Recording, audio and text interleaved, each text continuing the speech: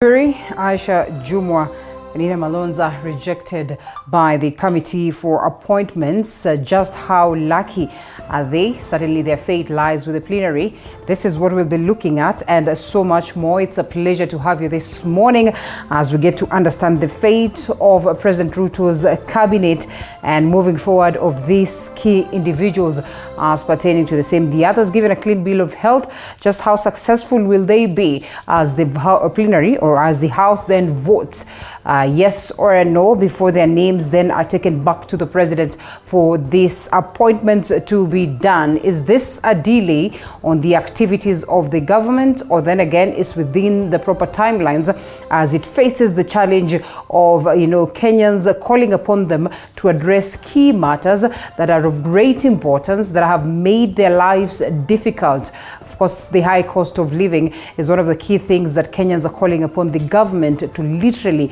address, of course, with lightning speed and so much more. So welcome on board. We continue to decipher on this as we continue to as well take a look at what is set for us as a people in the Ruto government, and looking forward to hear from you. The hashtag is Morning Cafe at Linda_Lela TV47K is how you get to interact with us as we continue to look at these very key issues that are taking center stage on the papers this morning. We'll be trying to take a look at what it is that the members of parliament that we have this morning have to say and their expectations moving forward, first of the 30th parliament, but importantly of the government that they serve and definitely the people that they serve. Also later on we'll be hitting the kitchen. Remember, it's a Wednesday and therefore Tasty Wednesday will be coming your way. I mean, that moment where you get to learn how to just prepare some of the basic meals, but most importantly new ones that perhaps you're not used to, and how you get to make your family happy.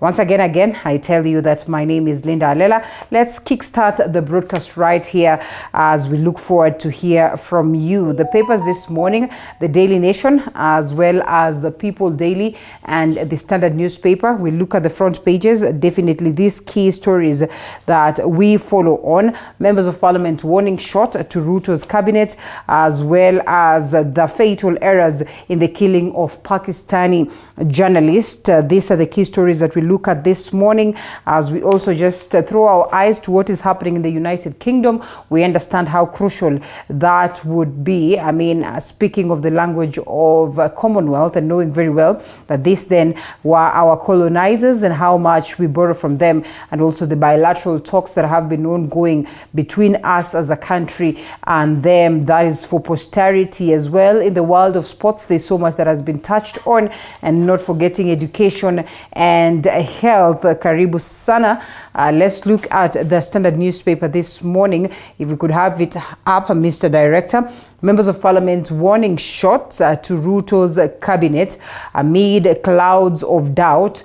All but one of President Ruto's cabinet nominees sailed through committee vetting by last evening. Nina Malonza was on the verge of being saved by the plenary, and as debate picks up this morning, focus shifts to the heavy task that await them. A story captured on page 4, 5, 6, 7 and 8 is what we'll be looking at as we continue with the broadcast, or also as we loop in the gentlemen that will join us for the conversation. Fatal errors in the killing of Pakistani journalist. A car reportedly taken from a parking bay in a Pangani estate, and which is at the center of investigations that is into the killing of Pakistani journalist, was not stolen as earlier believed. This is captured on page 14. Beginning to get details of the same, and as and when they hit the editorial desk, we'll definitely be here to update you on the same. 40 years in jail for a man who killed magistrate's girl.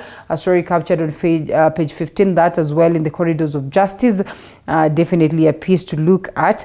And Raila families unclaimed millions. A story captured on the Business World. That is page 23. So just how majority of these, very, very prominent families in the country owe, and what really are in arrears, and so much so as pertaining to that. You can always grab a copy and take a look at this very story. India prides in a new UK premier. That is a story captured in the Global Fraternity. That is page 26. Definitely, the world is waiting and watching to see just how much of a difference then the new premier brings on board, from Boris Johnson to Liz, who did not even stay for more than a month. And of course, the new reign of King Charles. Definitely, this one's will be looking forward to understand how different it would be with his reign, and how then he will bring the world together in terms of interaction. And also in the world of sport, Qatar, Messi airing to go, a story captured on page 40. Those are the key stories as of the front page of the Standard newspaper. And the Daily Nation. The Daily Nation speaks of conflicting police reports, deepening mystery of journalists shooting, as captured on page 2 and 3. That will be looking forward to get answers of. And Ruto ends Uhuru's Kazim Tani project, says funds will be spent on housing. A story captured on page 36, speaking to a majority of youth who are calling upon him to, just revive this project. But he says that is a game of the past, and his government will look forward to come up with other more options and mechanisms and policies to make sure that the youth then are incorporated in the aspects of work and just that creation of job opportunities. Handling that led to the rejection of Malonza by members of Parliament. The House Committee approved 23 out of the 24 Cabinet Secretary nominees sent to Parliament by President William Ruto. The rejection of Mrs. Penina Malonza on the aspect of competence grounds divided the House, with a section of members of Parliament vowing to save her. Definitely, we ask whether they will, and certainly a question of wait and see. We know the faces of Aisha, Jumwa and Mithika Linturi really were also not so lucky in terms of the submissions that were accorded by the minority side that really was against their appointments, contrary to the rest. And of course, there's that intense deliberations that went up to midnight. That is Monday, in the committee vetting President William Ruto's Cabinet Secretary nominees.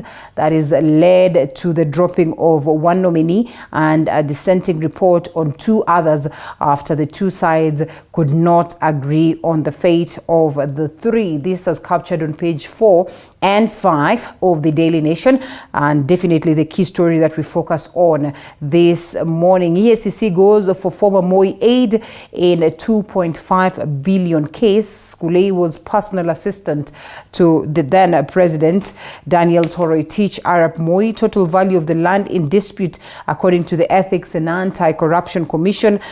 Some of them have already been developed. Here, a plane sits on the tarmac at the Mombasa airport. Just what does this mean in terms of dealing with the question of graft? Definitely we'll be having our eyes on that. Definitely it is a legal storm, and we get to see just how different then the EACC will manage to handle this. The People Daily. Let's have the People Daily on screen so that we can as well take a look at what it has to say this morning. Yes, high costs as Ruto asks for 1 year, and it's an about turn. President pleads for more time to tame rising inflation, and appearing to change tune or tone on his pre-election pledge to ensure that prices of food go down in 100 days, contrary to what we would have expected as a people of Kenya. We have seen the prices actually shooting up, fuel shooting up, electricity shooting up. Well, there's still a question on what it is that they managed to do on fertilizer. And there are some people who cry foul. They say there are cartels who again captured this side. And in real sense, there are farmers who are buying fertilizer at about 5,000 and something on top, and which is contrary to what has been declared by the president, his government focusing on reducing the cost of fertilizer to around 3,000, up from around 6,000 there. Wildlife lovers mourn cat king. That's a story captured on page 3. Famous Mara lion known as Ologol has died after being mauled by pride from a rival clan. Oh, that really can be heartbreaking, but then such is life. And yes, we are looking at the Right Honorable Raila Odinga, and he faults states' war on hunger. A story captured on the front page, expounded on page 13. We'll definitely be looking at that just to get to see how the opposition then will manage this, as the president says that he's called upon Kalonzo Musyoka to join the government, but Kalonzo says he wants to try the opposition. Was that in a process to try and mull the activities of an opposition that is already weak? Certainly a conversation that is ongoing. Will members of parliament then vote for Panenia to become next tourism CS?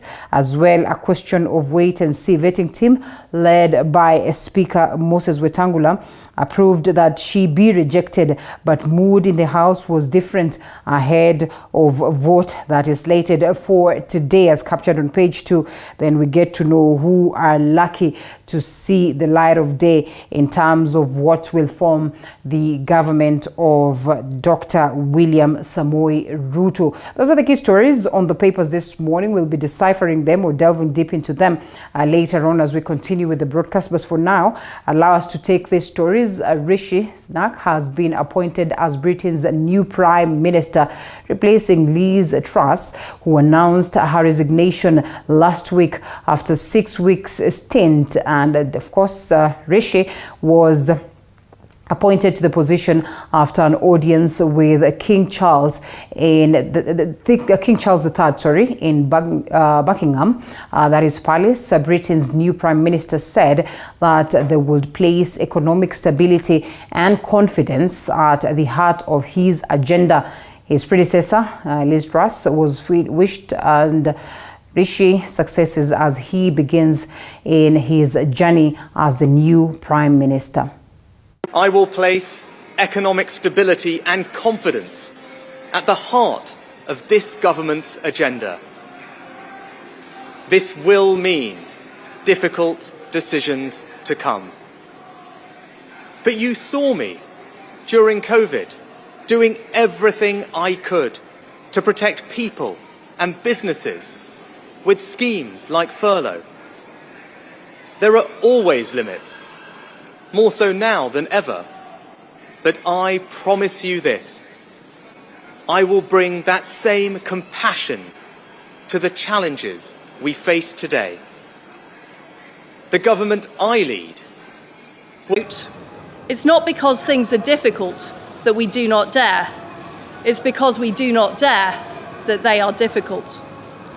We simply cannot afford to be a low-growth country where the government takes up an increasing share of our national wealth, and where there are huge divides between different parts of our country. We need to take advantage of our Brexit freedoms to do things differently. This means delivering more freedom for our own citizens and restoring power to democratic institutions. Now, more than about 150 taxi vehicles and bodabodas belonging to Kenyan operators in the border town of Moyale are being held by authorities in the neighboring country, that is Ethiopia. More than 6 months since a crackdown on foreigners began in the country, the operators have decried frustration in attempt to reclaim their hard-earned assets, further calling on the Kenyan government to intervene, as Andrin Kilemi reports. Tension is high at the border in Moyale town following a 6-month-long tussle between Kenya and Ethiopia after at least 150 taxi vehicles and bodabodas were impounded by the Ethiopian government authorities conducting a crackdown on foreigners in the country. Following the crackdown, many youth on the Kenyan side have been rendered jobless, while others have been reported to be slowly sinking into alcoholism and depression, further stalling business operations in town. Patukupata habari yote, siku moja tu tumegutuka tu wameanza kushika magari zetu na pikipiki zetu.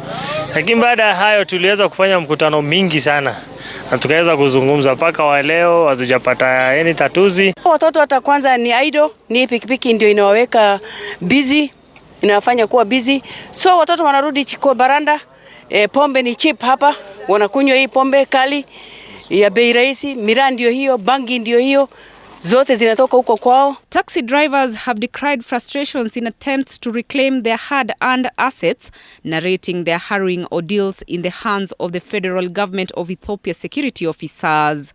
Mbeleni tulikuwa tunaenda the other side, tunachukua mizigo, tunakuja tunauza.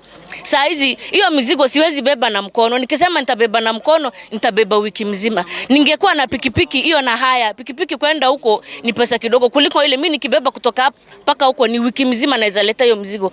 Tafadhali wa vijana wetu wanaumia, young generation. Mimi ni mama sikatai, hata mimi ni mama nimezaa. Hawa kesho watakuwa aje? However, authorities in Moyale have assured residents of an immediate solution with a cross-border meeting slated for Thursday to iron out issues and further hasten economic growth. Andrin Kilemi, TV 47. Now, the Teachers Service Commission has been accused of breaking up families after it introduced delocalization of teachers. And as our senior education reporter Sharon Baranga reports, the mass transfer of teachers has been a subject that has been opposed by a number of stakeholders in the education sector, with the government promising to abolish it. For quite some time, teachers' unions in the country have been at loggerheads with the Teachers Service Commission on the subject of delocalization. At some point, teachers deployed to arid and semi-arid regions pitched camp at the Kenya National Union of Teachers headquarters in Nairobi in an attempt to put pressure on their employer to transfer them from their workstations on grounds of insecurity.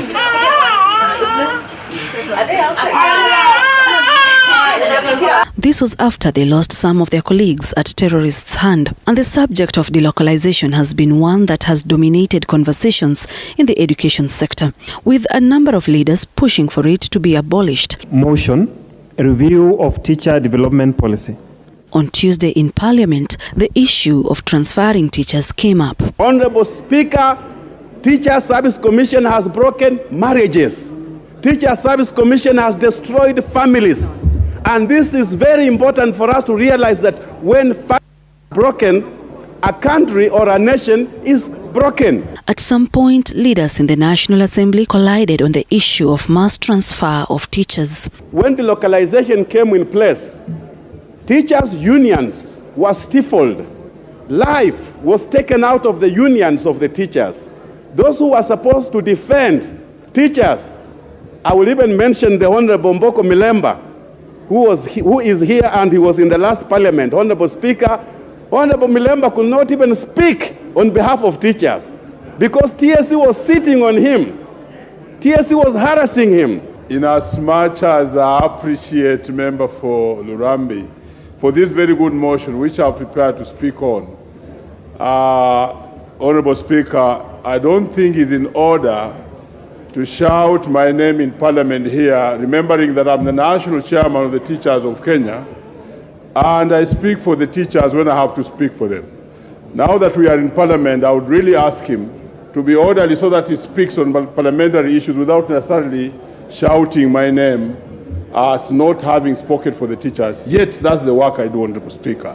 And I appreciate Honorable Mboko Milemba, who's my friend, and it was on a light note, because I know what you and Honorable Sosion went through. It was very difficult. The Kenya Kwanza government cited the issue of mass transfer of teachers in their campaign manifesto, promising teachers that they will scrape off the policy. We'll be engaging with the TSC next week so that the issue of delocalization is dealt with once and for all, and teachers who are taken to places and their families put in an awkward situation, that matter is addressed so that we build strong family ties for a stronger nation. The Teachers Service Commission kicked off the delocalization of teachers in January 2018. Other massive deployments will then follow in April, August and December of the same year, though in April 2019, the Commission slowed down the transfers as only a few administrators were moved. Sharon Baranga, TV 47. Now, the Director of Public Prosecution, Nordin Haji, has ordered the immediate arrest of 7 people suspected of abducting 3 minors, claiming that they are related to the family. And according to the family, the suspects are strangers to them, and they are now seeking to have custody of the children months after the death of their mother, Vanita Sengani, who was found dead in a flat. Chepto Boit with the details. The Director of Public Prosecution, Nuruddin Haji, has ordered immediate arrest of a prominent businessman and 6 others be arraigned following charges on child abduction. The DPP, upon perusal of the inquiry file, found and held that the 7 suspects are liable for the offence of abducting 3 minors contrary to the provisions of the law. The complaint was made by the father of the minors, Nikesh Harji Sengani, who lost his wife earlier this year. Once that resistance of complying with police attempt to arrest, we demand that the police moves with full speed, because there is an approved charge sheet, and those people be arraigned in court immediately. Kama hajafikisha miaka ya kuachiliwa, aweze kujiongoza, ako chini ya wazazi. Na haifai mtu yote kuchukua wale watoto ananyang'anya mzazi wake. Si sheria haifai. Na wale ambao wamenyang'anya hawa ni wananyang'anya familia hii, maana ni maskini. This comes months after the family filed a case in court seeking to have custody of their 3 children who were allegedly taken by strangers after the death of their mother. The family claims that the children, among them twins who were said to be 5 months old at that time, were taken away from him in April. One is 5 years. 5 years. The msichana iko miaka 5 na kijana ako miezi 5. Billy liko pacha. Twins. Sasa sijui siku gani tarudi hiyo jana. Sielewi sasa. Na hiyo hakuna kitu, kuna watu wanatumia nguvu ya pesa tu. Hakuna kitu wengine. To know the progress of how the police have succeeded or have failed to arrest those people who have been involved in an international syndicate of taking children from Kenya, taking them out of the country, demanding that the father surrenders those children, and which is very, very bad. In court, papers filed earlier on by the suspects who are in custody of the children, they have been providing for the minors, adding that they are relatives, an argument that the family has dismissed. Sheria afanye kazi, warudishe jukuu yangu. Hakuna njia nyingine mimi nafanya. 27-year-old Vanita Sengani, the mother of the children, was found dead in her Temple Flats home in Langata on April 3rd. Vanita's neck was tied to the window grills with her feet touching the floor. Chepto Boit, TV 47, Nairobi. Well, that's quite unfortunate, and to a rather sad one. Sadness filled the air at Munanda village in Subukia, that is Nakuru County, during the burial of Margaret Ruguru, who died 7 months ago under mysterious circumstances while working as a domestic worker in Saudi Arabia. Mrs. Ruguru died while in the city of Riyadh, where she had secured employment after leaving the country in May 2021, as Chichi Josephine tells us. Family, friends and neighbors gathered to pay their last respect to Margaret Ruguru, whose alleged killers managed to cover up her death for 7 months before her family was informed of her demise. Her father, Michael Waweru, recalled the last time he talked with his daughter in February through a WhatsApp video which lasted for 1 hour. A month later, in March 6, she informed her mother that she was receiving death threats by her employer over a missing TV remote control. Barua zenye wametuletea wanaandika no more death. Lakini ukiangalia tamimi wa Mangi unaona umeumia. Juu mtoto wangu macho ana. hana macho, mapua, unaona damu venye ilikuwa inatoka. Sasa hatujui zaidi hapo. Sisi wasasi tunaachiwa watoto waende wakatafute. Wanapoenda ona yenye imetupata sisi familia hii, na siyo yetu peke yetu, kuna familia nyingi zimepatwa na hili janga. Residents have called on the government to put strict measures, especially on agents recruiting workers to Saudi Arabia, saying that many families have lost their members in the Gulf countries. Alienda akicheka na saizi amerudi amenyamaza, venye hata iongea tena. Serikali ningetaka tu kuomba ingilie kati kuhusu mambo kama haya, sababu kwa nini nchi zote za Uarabuni, Qatar, Dubai, Malaysia huko kwingine kwa tujaisikia janga lolote? Kwa nini Saudi Arabia peke yake watu wanakuja tu wakiwa wameaga? Tunaomba serikali kwamba hasa kupitia wizara ya Foreign Affairs tukue na policies ama tukue na mikakati ambayo inatusaidia kuguide wale agents, na pia katika ofisi za embassies kwamba kama kuna wasichana wetu ama vijana ambao wanaenda huko nje waweze kushughulikiwa kwa hali ambayo inafaa. During the vetting of cabinet secretaries nominees, it was revealed that since January this year, 62 Kenyans have so far died working in Saudi Arabia under mysterious circumstances. Chichi Josephine, TV 47.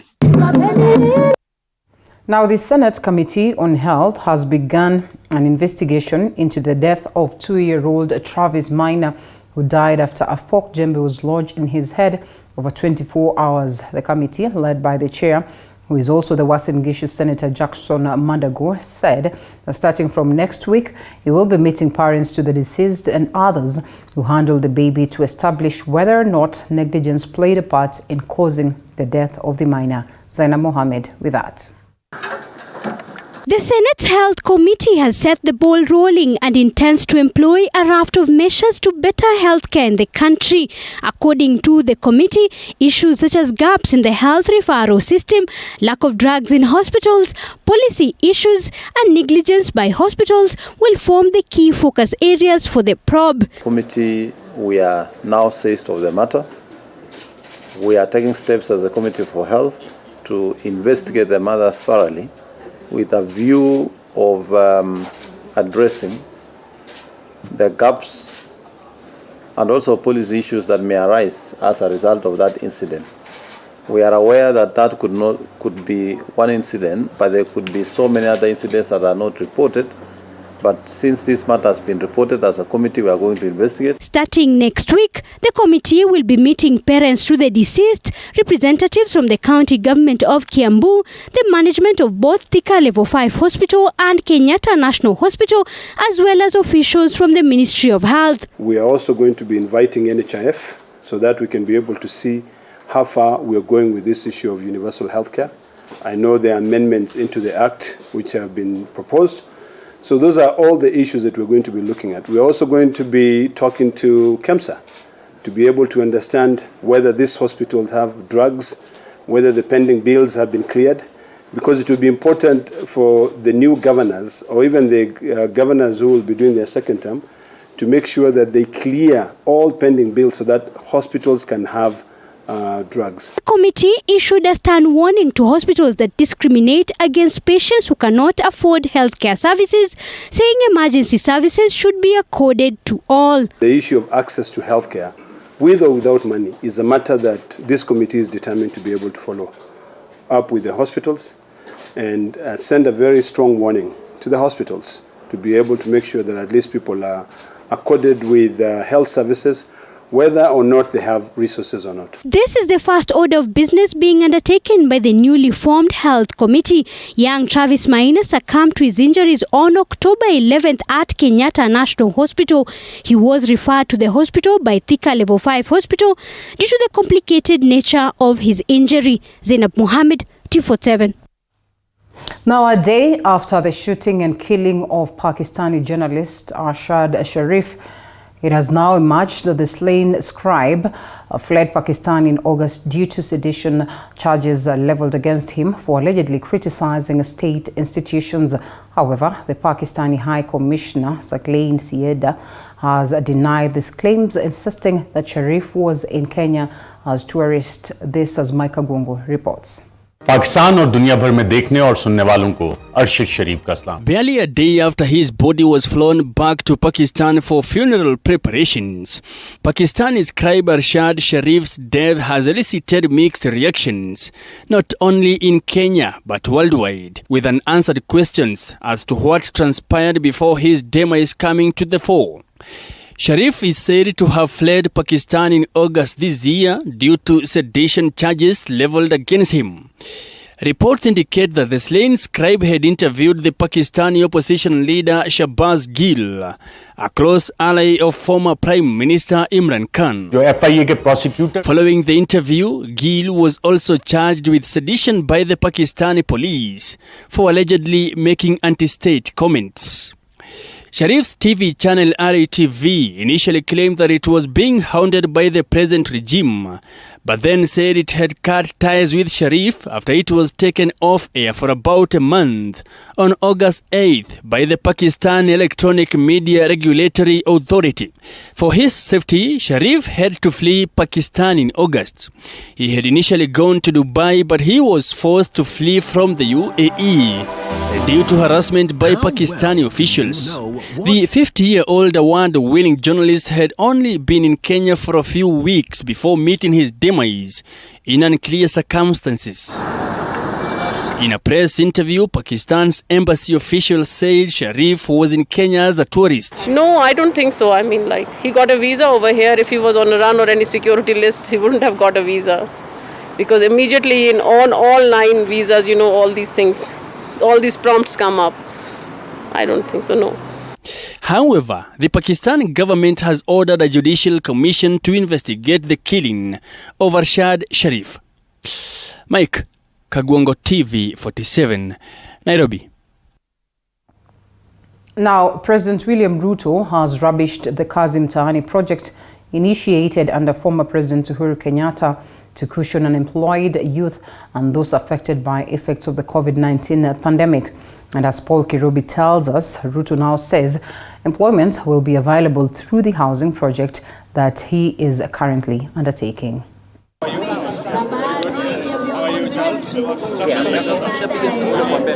In what appears as a different strategy to solve the unemployment crisis facing the country due to the high number of unemployed youth, President William Ruto has rubbished the Kazi Mtaani program that was initiated under the regime of former President Uhuru Kenyatta. In his address while launching the groundbreaking of a housing project to upgrade the slum areas, Ruto said the Kazi Mtaani program will be replaced by others like building houses as a plan aimed at addressing the housing challenge. Katika hii mpango hapa tutakuwa na nafasi ya ajira ya vijana 2,500 katika hii mpango.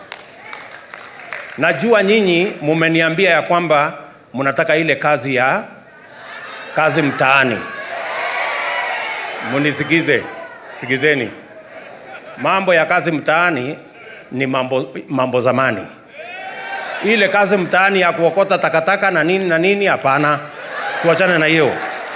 Ruto spoke in Soweto Kibra, a region that has been perceived as Raila Odinga's so-called political bedroom. The housing program that was initiated by the Jubilee government under the Big Four agenda aimed at providing affordable housing to needy families. Ruto says in 2 years' time, he will be making a comeback to give out the houses. Leo nimekuja hapa kutimiza hiyo ahadi. Na mimi nataka niwahakikishie ndani ya miaka 2.5 nitarudi hapa tena ili niwakabidhi manyumba zenu wale watu mnaishi hapa. Nyinyi mnaelewa ya kwamba pale mbeleni tulikuwa na slum upgrading.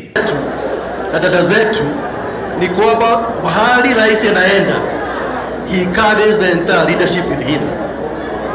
Because ukiangalia hapa sasa mmesikia Tom Mburu ameongea. Yeye mkuu wa pensions. Kuna bank wako hapa. Bankers are here. You had KCB. Mkiangalia kuna developers who are here, investors.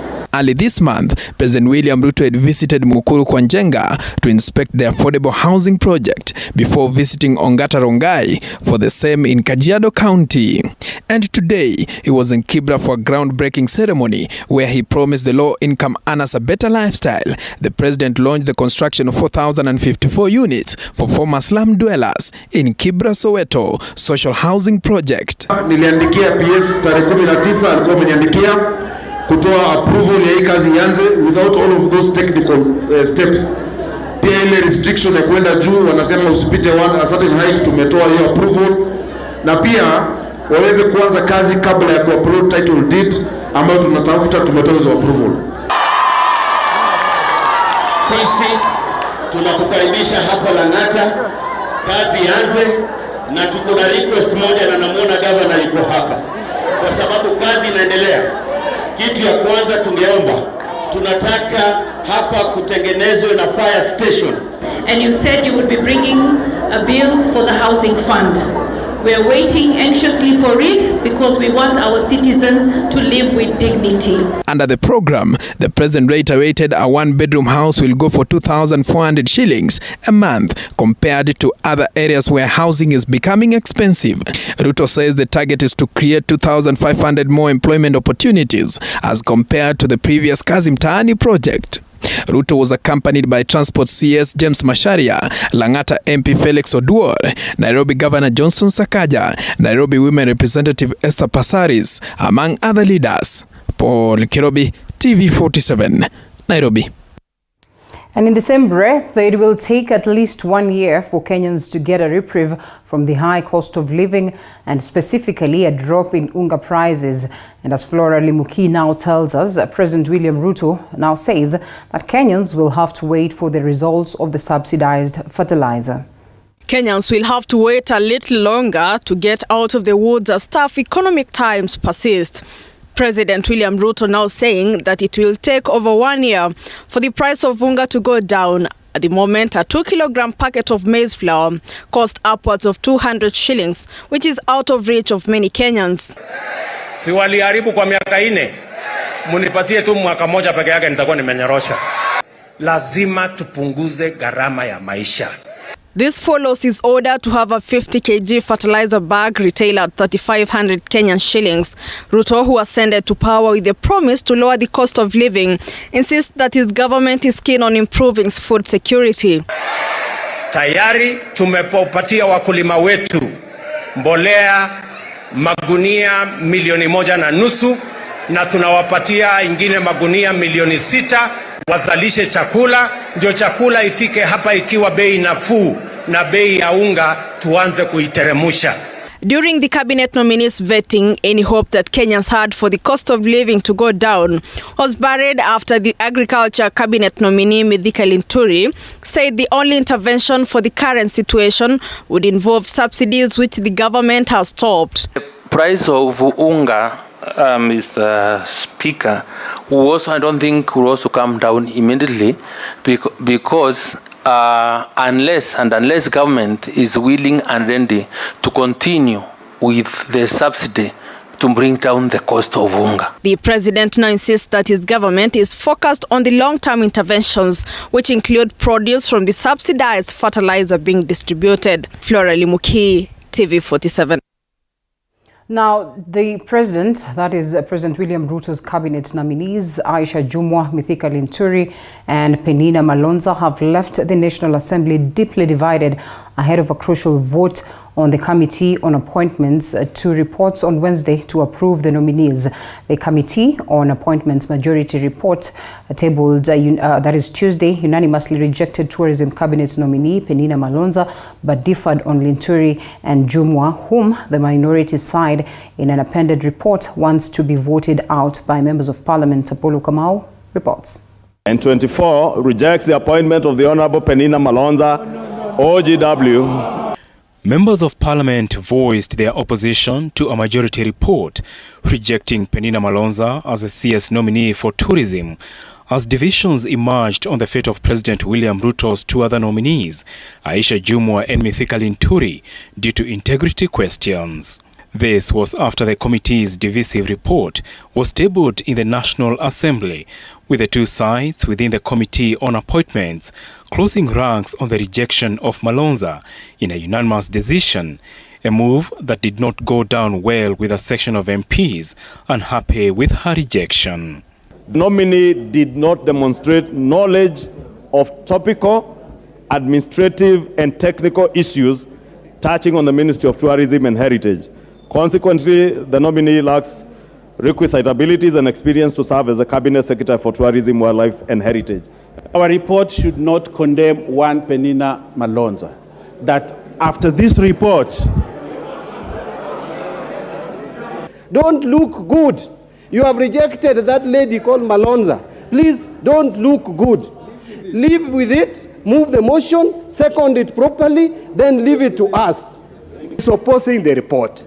Can he come straight forward and tell us that now they have changed their mind, they want to withdraw the report or amend the report? The elephant in the room being Agriculture CS nominee Mithika Linturi and Public Service and Gender CS nominee Aisha Jumwa, who have pending court cases, which left the committee divided while drafting its report, forcing the committee to take a vote on Jumwa and Linturi, with both receiving 10 votes from the majority side.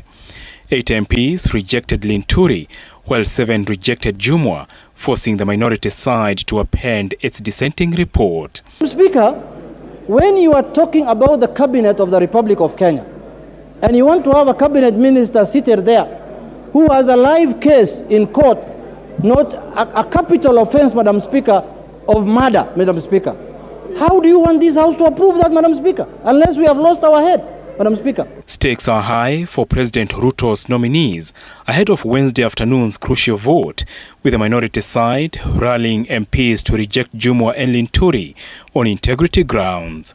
We cannot allow to have persons against whom we have got issues, however slight they might be, to be paraded and to be encouraged to be shepherded to the high offices of cabinet secretaries and the likes.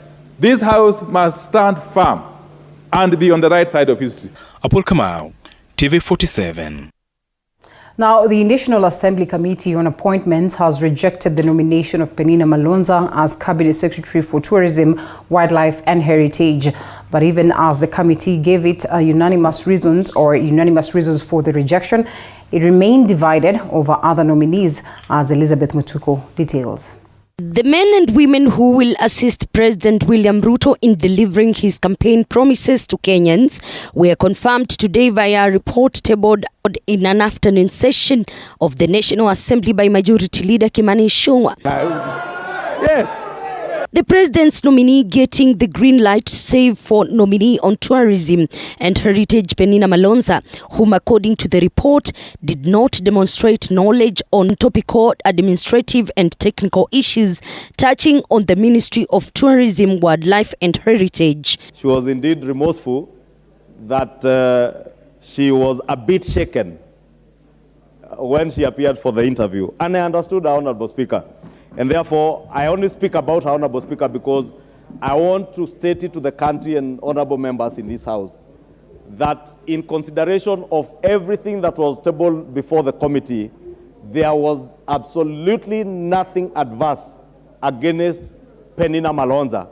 And her case now rests in the hands of the honorable members of this august House for you to decide. However, some members of parliament came out guns blazing in defense of the nominee whom they say would make a great cabinet secretary. They went ahead to compare her credibility to that of others who got coveted approval of the Committee on Appointments. Some legislators were of the opinion that the report can be amended, urging parliament to reject the report in its entirety or approve it without dropping Malonza's name.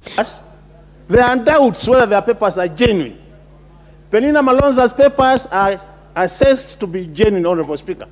But despite all this, the people with corruption-related cases, even though they are allegations, the people with criminal-related cases, even though they are allegations, the people whose papers are seen to be not genuine, have been approved by this same committee, Honorable Speaker, and then Penina Malonza, who seems to have no issue at all, Honorable Speaker, is being said to be not qualified to be a CS in this country. Honorable Speaker, I must say, these are double standards. Play when such appointments or opportunities arise during the appointments. I call upon my colleague leaders that let's learn to put our country ahead of everything. My imagination is that even the local politics must have played in this whole thing to reject, that warranted the rejection of Penina Malonza. However, Honorable Speaker, it is wrong to only use one parameter to deny her. I think if we were to be fair, we ought to have allowed every, if the rejection ought to be on matters that are serious, that affect on, that touch on Chapter 6 of the Constitution, that touch on suitability, but not on issues of, presentation to the committee. During a vetting on October 19th, the former Kitui Deputy Governor was called out by members of Parliament for misrepresentation of facts when responding to questions by the panel. And sometimes you are put in a field that you do not have the knowledge at that particular time. Our presence also is intimidating, but I want to ask you, take a lot of time to appraise yourself to matters tourism and wildlife. In the report by the vetting committee, they stated that Malonza did not satisfy them with her responses to some of the questions put before her during the vetting process. The House is expected to vote and pass or reject the report tomorrow. Elizabeth Mutuku, TV47. Definitely that is the main story that we look at this morning, as eyes are set on the plenary to see whether then Malonza survives or not. Definitely as well. That will apply to Aisha Jumwa and equally Mithika Linturi. It's at this point that we now shift gears to this very conversation with the gentlemen that are part and parcel of this very crucial process on the basis of being members of Parliament. But above everything, one of them as part of the appointing committee. It's pretty much a conversation that is necessary for us to have, based on the fact that it's been a competitive space, and as Honorable Opio and I would acknowledge, there's that need for one then to ensure that they plan themselves, they familiarize themselves with the docket that they have been appointed or they have been nominated for before they appear, that is at the presence of the appointing committee, to see to it that they are able to convince them proper. And so as we get to this conversation, we ask you to be part and parcel of it. The hashtag is Morning Cafe at Linda_Lela TV47KE. That's how you get to interact with us. We sample some of these comments as we continue with the broadcast. And the gentlemen in studio, always a pleasure to have you, Honorable James Gakuya, Member of Parliament of Embakasi North. And for the very first time, the Member of Parliament of Saku, Honorable Raso Dido Ali. It's a pleasure to have you, Mheshimiwa, as well. Thank and you. Perhaps to start with you, I know you'd want to say hi to your constituents, as always the norm. I think as you do that, we just want to understand what way forward for the likes of Penina Malonza. Could it be a done deal? Do you suppose that from the events of yesterday, the House then is likely to save her? Thank you very much. I think for my listeners, particularly the people of Marsabit, I want to say good morning to them. As far as what you have asked us is concerned, the Committee of Appointment has a specific role to vet individuals, that is, for that matter, Kenyans, who come before them, and look at only two things. What are the two things? Are they qualified for this particular job? Mm-hmm. Suitability. And the second thing is competence. The purpose of that committee, some Kenyans are feeling that they must fail a candidate or a nominee, or they must pass a nominee for that matter. But that is far from it.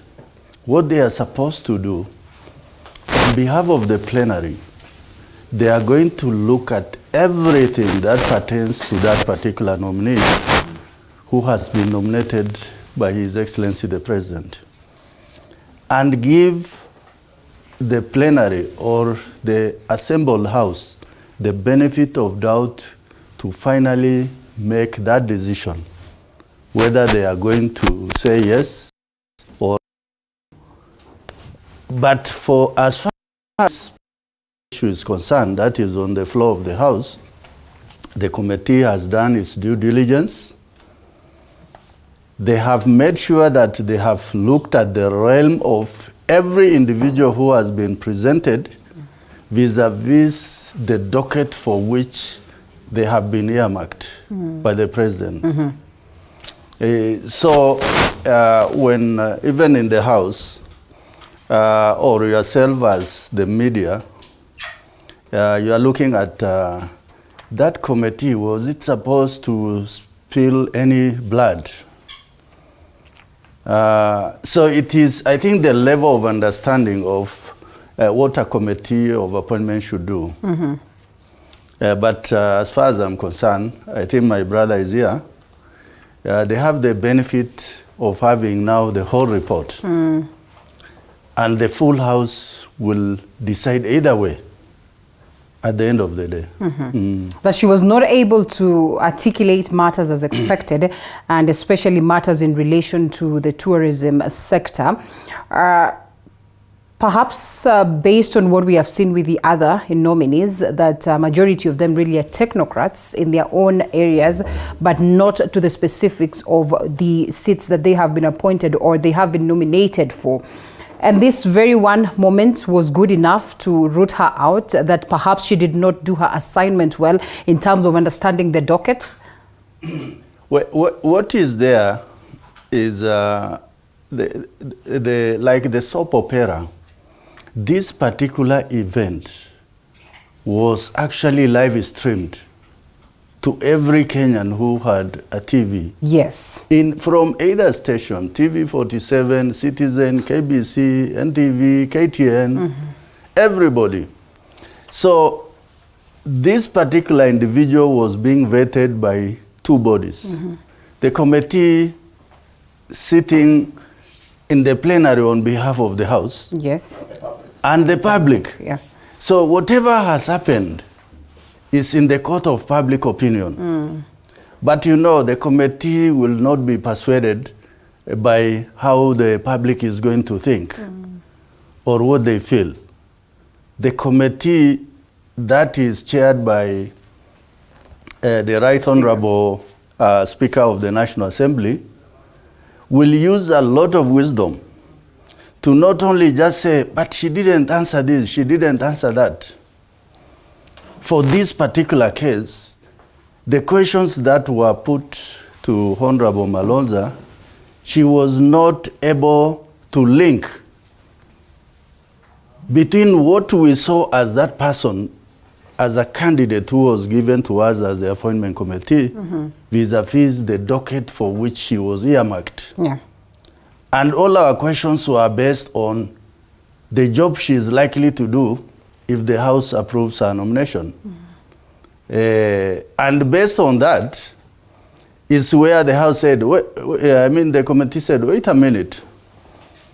But she's going to be the presumptive Treasury Cabinet Secretary, the Tourism Cabinet Secretary. And she has not persuaded the committee enough. The committee, as far as they are concerned, their judgment is on that spur. But the House still can decide either way. Do they agree with the committee? Or they reject the committee's recommendation and go ahead to say that, yes, Malonza didn't do well in the interview, but on the whole sum, she qualifies because of her track record, her credentials, her education background, the appointment she has held. So that is it. It is not the question of, oh yeah, she was there for just 1.5 hours, and the committee cannot judge.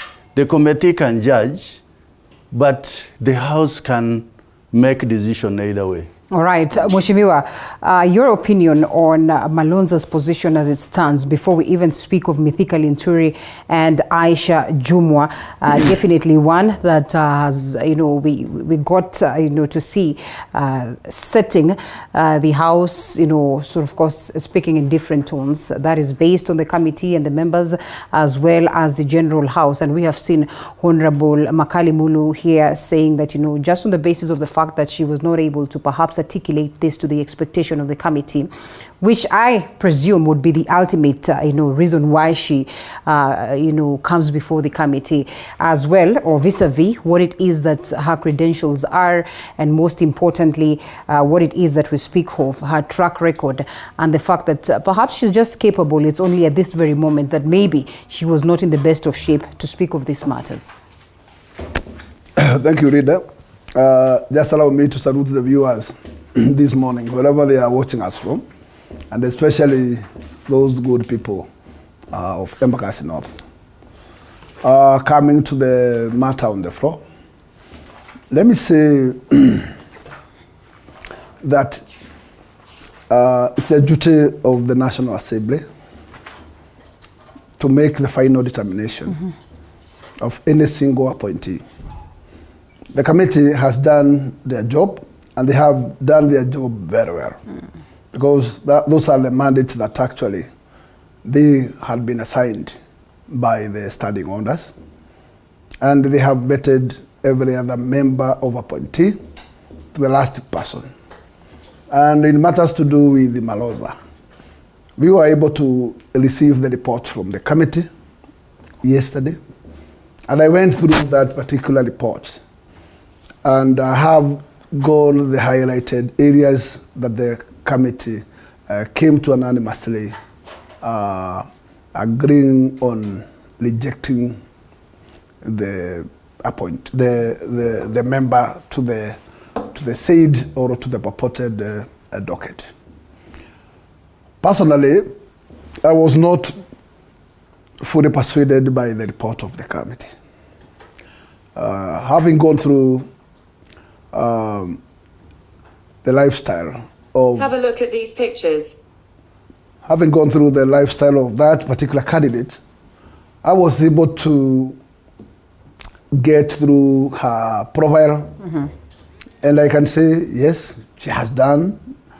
Once she has been a deputy governor of Kitui. She has also done some jobs with AMREF. She has also done other various grounds. And therefore, I can say she's not a learner in the field of being somebody who can be trusted somewhere in such a capacity of a cabinet minister.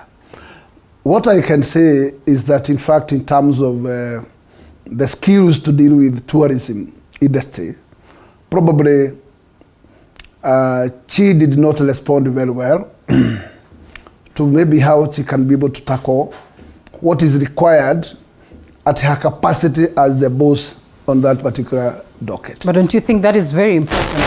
It is very important. It was needed for her to. It is very important. And they had ample time to prepare. It is very important. But what I would say is that during interviews, I have been part of a member of a panel where interviews have taken place. And sometimes one may get out of space in terms of maybe concentrating on the matter on the floor. And I am not here just to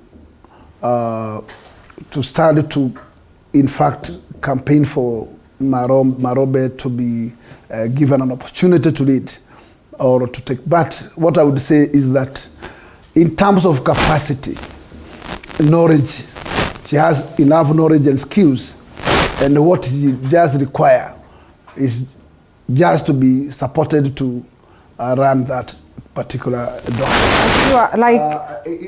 In short, what I would like to tell you, we have come across many cabinet ministers there before who has not ever stepped to such dockets. and who has come from different fields, who has taken through those panels of interview, and purported to be not good or not having capacity. But once they're given the opportunity to take over, they managed well. So in this one, I still believe if this lady can be given an opportunity, and taking into consideration that she's not performing alone in this docket, because there are a lot of technical support in his area of docket, she can manage it because she's not a fool. And well, we will coming back to, expound that further, understanding the fact that it's a competitive world. And just like her, there are numerous other Kenyans that are able to as well take up the docket. And perhaps that's the reason why we conduct interviews, that for those ones who are lucky, then they sail through. For those ones who have not managed to convince the panelists, then unfortunately they lose these positions. But then again, of course, the question of whether it would be fair for one to consider some of these things, because again, you could lock out someone who's very competent on basis of the fact that they did not perform during an interview. And so it will be very important for us to get to strike a balance on this delicate matter. Allow us to take a short break, gentlemen, and come back to you, Mheshimiwa, as pertaining to the same. All right.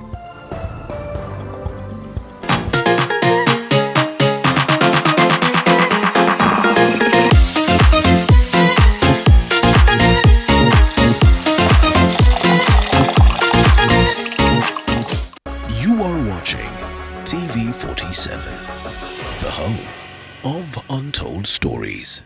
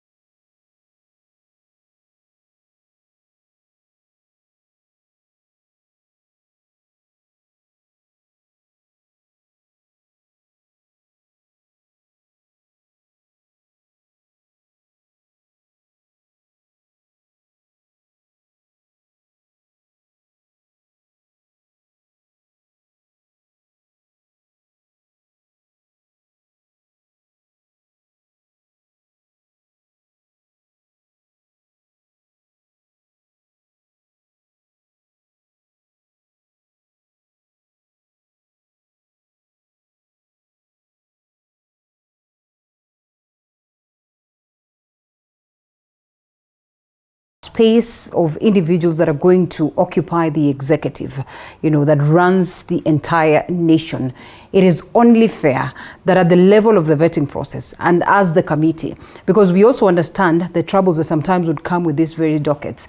And later on, in the event that trouble arises, which we say God forbid, then we'll go back to the vetting committee and ask them, why is it that you termed this person fit to have occupied this very position, while it was almost evident and clear that they really did not understand this docket well. And therefore, as very many other able Kenyans, don't you think it would have been wise for him to come out, for her to come out, as a person who understands this docket, at least on basis of, just doing some research on this very short time that they were given to familiarize themselves with this? Yes, of course, Linda. I think because she was very much aware that actually she's facing, going to face a panel. One has to be aware of first and look for, has done what we call research toward that particular docket. To me, it's like she was not prepared when she appeared to the panel, and it's maybe he never took enough time to do her research toward this particular docket. But that notwithstanding, I am persuaded that the same lady can be given an opportunity to serve, and at least we can give at least a lifetime of maybe 6 months, and then we watch her, see how she can be able to demonstrate her service. Because rocking her doesn't mean that in fact we are going to lose enough, but also we are going to hurt that particular individual person very heartily. I still think going to her academic papers, and if there are anything to go by, I still believe she's a knowledgeable lady. And if we can give her an opportunity, she can show and demonstrate what she can be able to do to the service. I am persuaded that since she's not going to take this role alone, she have a team to assist her who has what we call enough experience in this particular field. She can be supported and she become maybe the best. And therefore, personally, I'm talking of my personal opinion. If I am asked, I could give her a chance, at least for 6 months, to see what he can demonstrate. It is a country that is reeling, you know, and if there's a sector that is on its knees today, is the tourism sector, where occasioned by the unprecedented times of COVID-19 and generally the tough times in the country, and therefore we need a proper boost as pertaining to that. And I would understand that the committee unanimously decided to take this, decision, oblivious of the fact that there are other technocrats that sit in these very spaces that perhaps understand the tourism docket best. And we know very well that most of these CSs really, what would be required much is that, managerial aspect of handling matters as they work with the technocrats. Because you understand, Mheshimiwa, that somewhere in between there could be a reshuffle of the cabinet. And when the cabinet is reshuffled, it's not, a scenario where you're going to see them coming back to Parliament for the vetting process. And therefore, this person can be on this cabinet today. The next day, they are on a totally different cabinet. Perhaps then to clearly justify that you really do not need to understand a docket. You just need to have that managerial position to go and manage those ones that are technocrats within this docket. So on these grounds, is it fair to lock her out? Thank you very much, Linda. I think Kenyans are watching. We cannot have our cake and eat it.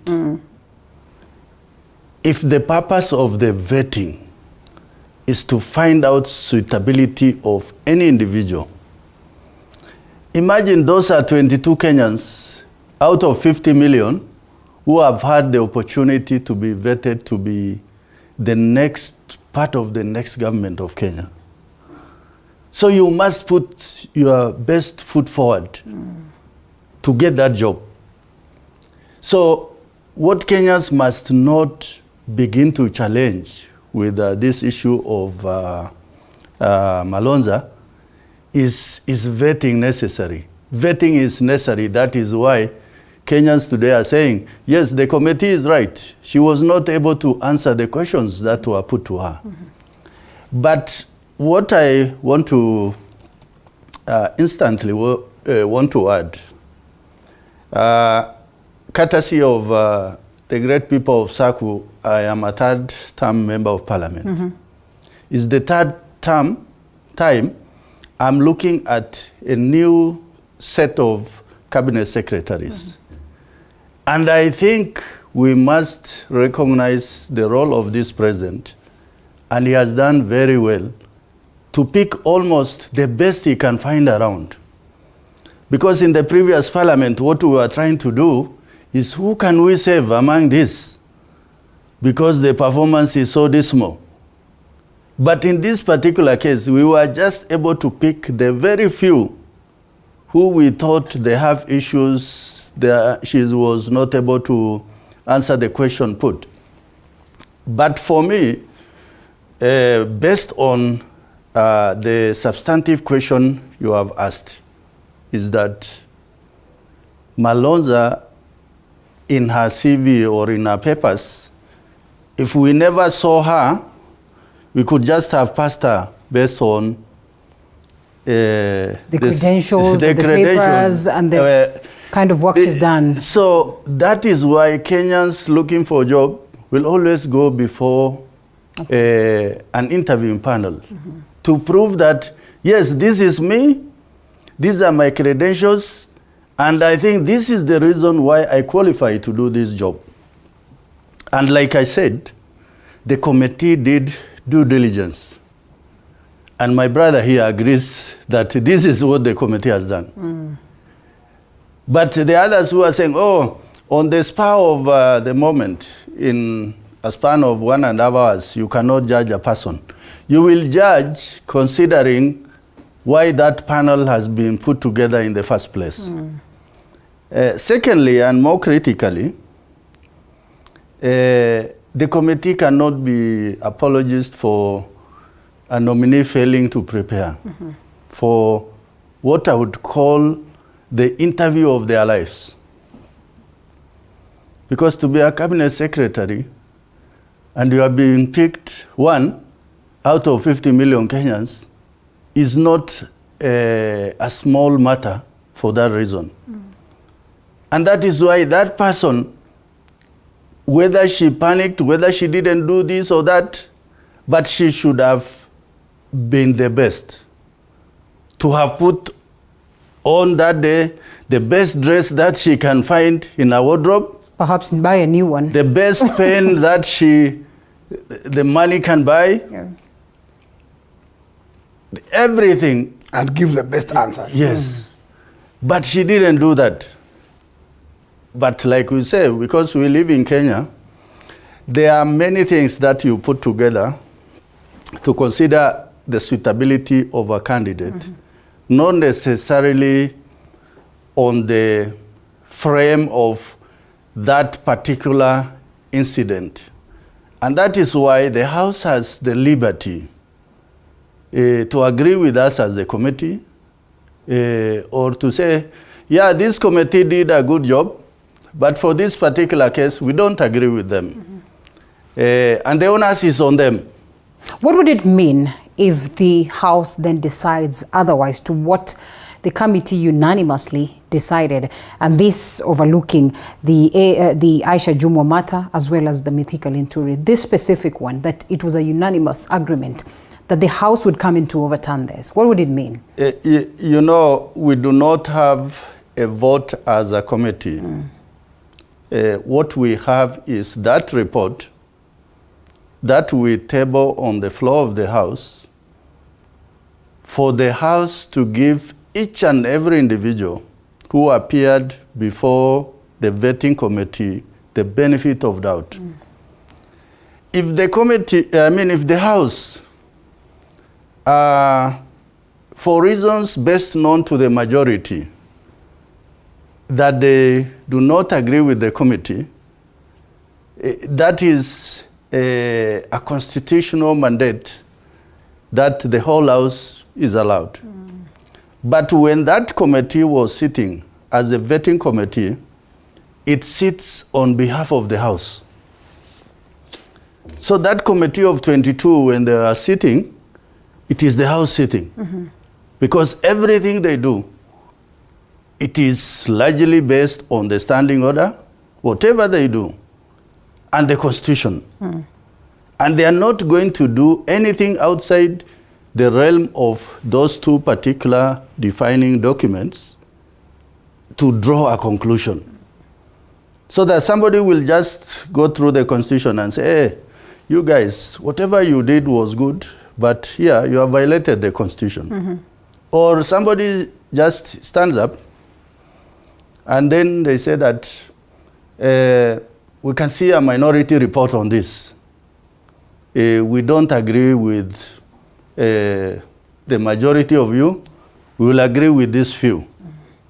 So the House, assembled as it is, it has a lot of powers more than that select committee. Select committee. Yeah. Mheshimiwa, wouldn't it be, you know, a disfavor or, you know, misplaced for us to imagine that we can pick a committee to sit for hours to vet these individuals, and once they bring their report to the House, then on you know, basis of politics, on basis of affiliation, on basis of even tribe, you know, because sometimes one is tempted to argue that way, that you want to quash what it is that the committee has ably looked into, you know, in the name of, or why is it that you're trying to justify yourselves as the committee if you termed it fit to disqualify this candidate unanimously? And even worse, don't you think they are hypocritical when you look at the cases of these three now, Malonza, Aisha Jumwa, as well as Mithika Linturi? In short, leader, very quickly, the vetting committee enjoys all the powers given to them by, or provided to them by the standing orders and constitution.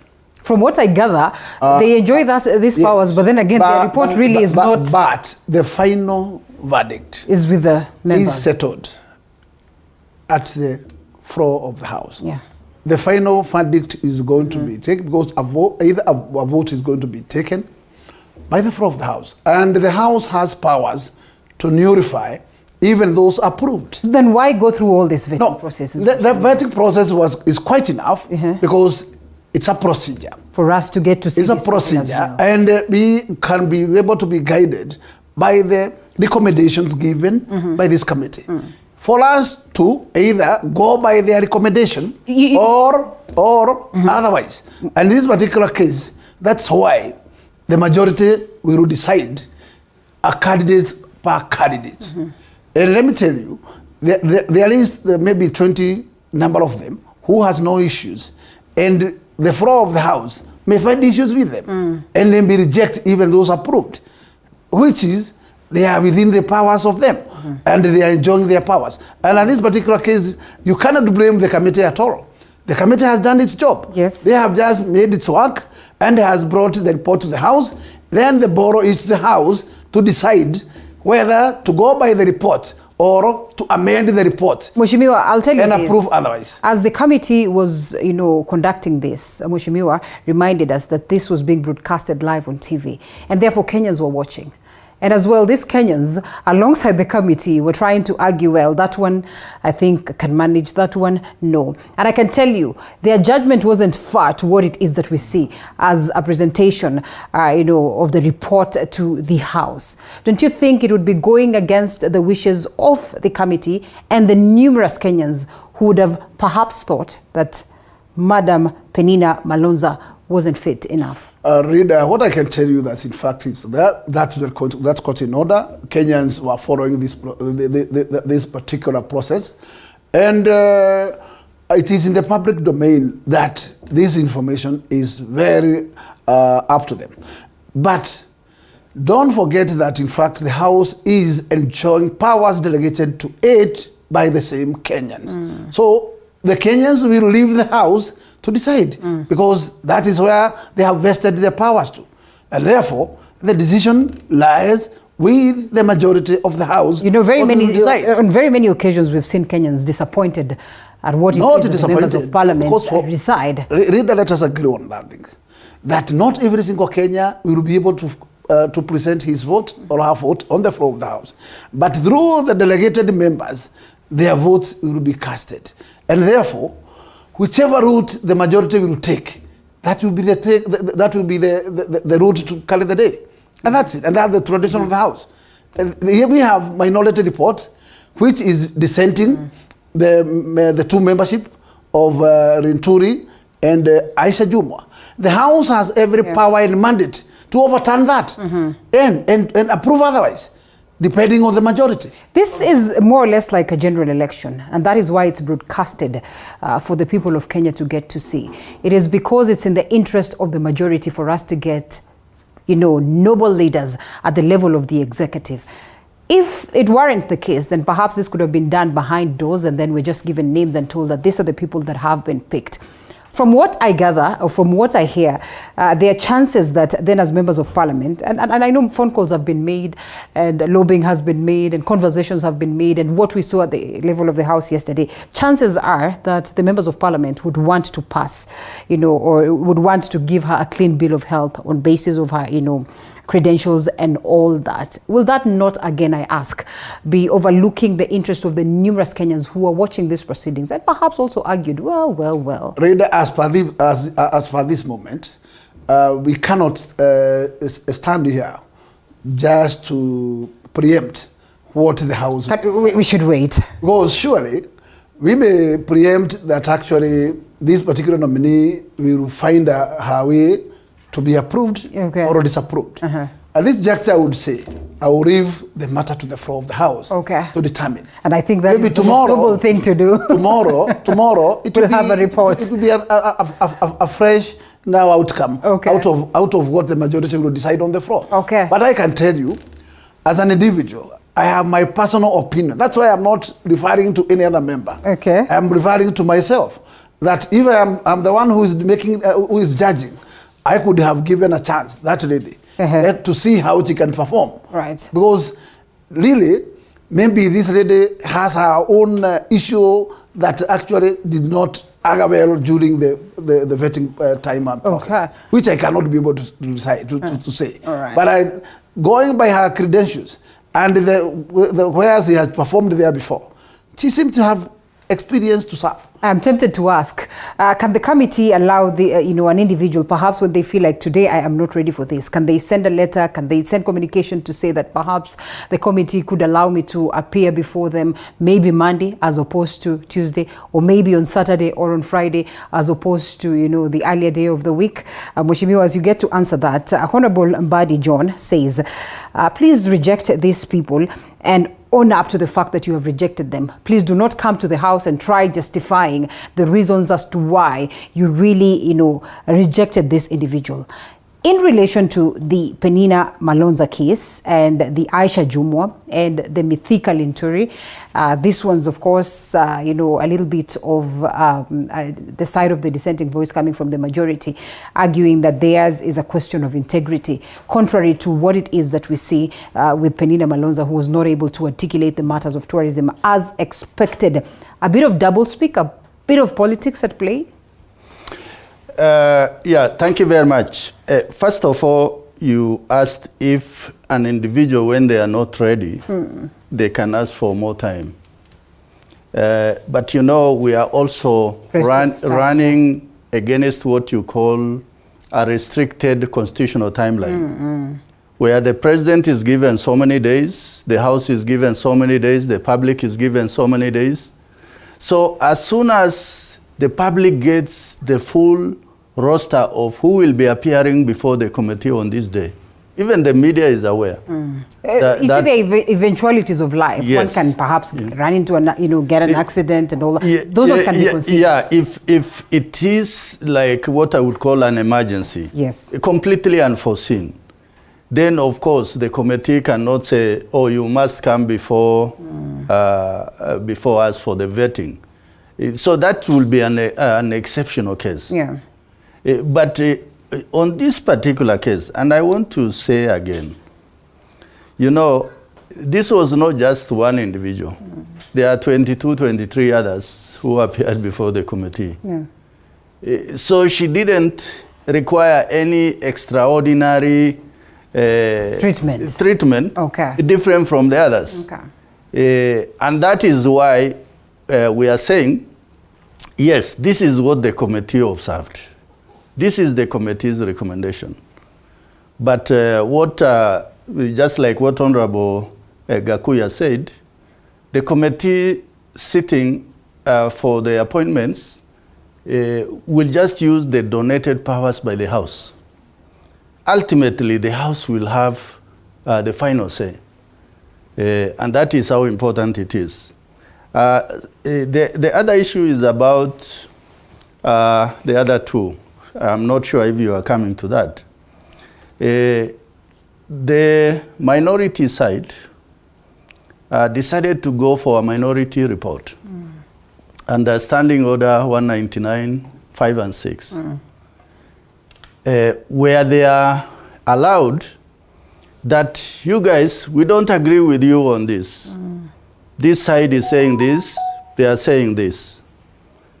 So ultimately, they can draw a minority report that says that we have observed this and this and this.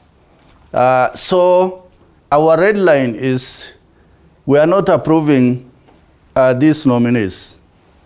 That is very well founded within both the standing orders and the Constitution, that they say that the majority will have their way, and the minority will have their say. Right.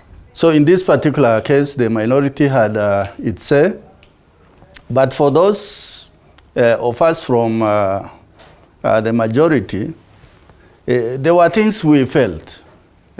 One of it is that individuals are having cases in court. And yesterday I said that we as a house, or we as a committee then, we cannot be the judge and the jury to pass verdict on any individuals or any particular case. You see, the appointing authority was given a lot of liberty to look at 50 million Kenyans and come up with a list that eventually will form part of his government, or her government for that matter, if the president was a lady. So within that stroke of the pen, an individual comes before the committee, Kenyans put all kind of allegations, and the committee must cut through that issue like knife cutting through butter to say, okay, what do we do? This matter is before us. Has this person been convicted? How much evidence is available to us? And that is why even in the US, when you follow the Senate, they call this process confirmation hearing. That the president has nominated a candidate, and the Senate is going to confirm that position, but they'll put them through a process of vetting to get to understand, you did this, you did that, why did you do this, why did this happen? Until they are satisfied that yes, some of these issues happen, some are speculation, but at the end of the day, they are convinced that this person will be able to do the work that they have been earmarked. But if they have, let us say, a civil case, then the court will determine either way that this person will be found guilty or they will be free. But you know, our Constitution in the Bill of Rights, the Bill of Rights is fundamental. The Bill of Rights is human right. That any Kenyan who is arrested by the police, we cannot prejudge them. Right. They are innocent until proven guilty. So that is why we as a committee, that is a section of us, we felt that let us not go into uncharted waters. Let us look at the individual wholesome. Let us see that whatever is being reported to us, will it in any way damage or will it cause a conflict of interest in the docket that individual is likely to be deployed into? So that delicate balance is where now, of course, the other side is not government. This side is government. And as far as the government side is concerned, we also are not there to rubber stamp what the president has given. Is it not so? When you look at the papers, and these are just the papers, but generally what it is that we saw, when the report is that Kenya Kwanza, members of parliament, plot to save Malonza. when we speak of the majority, arguing that perhaps we should not focus much on the uncharted waters, when we see the minority on the other side, coming with their own concerns and laying them on the table, valid concerns for that matter, in as much as maybe this has not been declared at the level of court, don't you then read politics? Don't you then read a scenario where we are looking at the majority and they are focusing much on making sure that they rubber stamp what it is that the nominating authority then declares, that they have trusted the nominating authority, and in this case they do not have intentions of countering what it is that they say. Perhaps that's the reason why that even after there was that unanimous lockout of Malonza at the level of the House, maybe negotiations are on for her to be saved. Allow us to take a short break and then you can respond to that. Okay.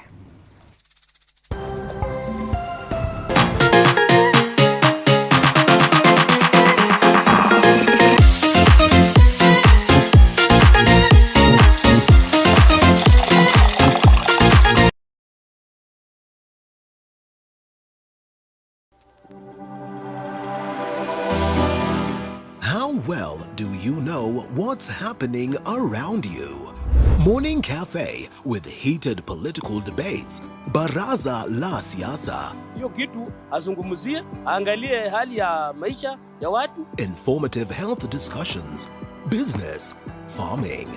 Tasty Wednesday, Fitness Thursday, and Feel Good Friday with amazing DJs, celebs, waimbaji, kuna comedians, alafu kuna wajinga, and music bands every Monday to Friday from 6 a.m. to 9 a.m.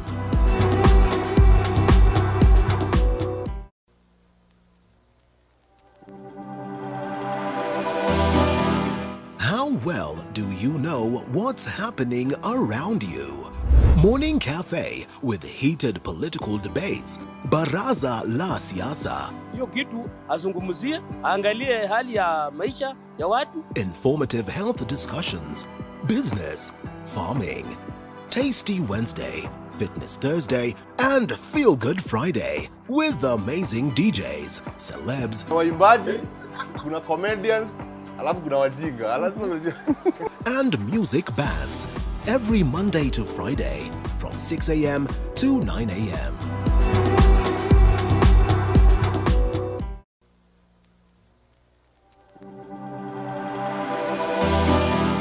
How well do you know what's happening Maumivu around yakizidi, muone daktari.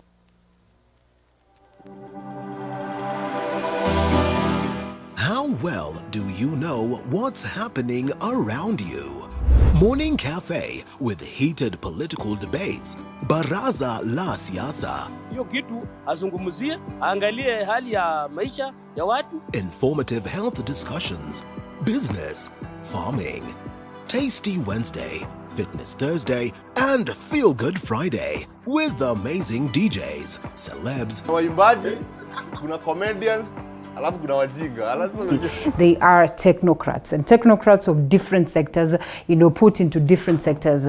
And this, we understand, as I earlier mentioned, that sometimes you'd get to witness reshuffles, and it is in order for them to just adjust and understand the docket they've been placed in and, act accordingly. So in your own opinion, don't you then read malice? Don't you then read politics when we speak of Penina Malonza, being denied by, both sides, and on these other sides, the minority perhaps are saying, well, we're not confident with Aisha Jumwa, who's a staunch supporter of the current government, as well as Mithika Linturi on basis of integrity. You cannot be in the political space and you fear to talk about politics itself. Mm-hmm. What we are in, this particular discourse, that is before the House. And I respect what Honorable Gakuya said. We don't know how, or we are not sure how the House eventually is going to judge this particular thing. Right. But as far as we are concerned, why is the minority in the House if they are not going to challenge government appointments? Okay.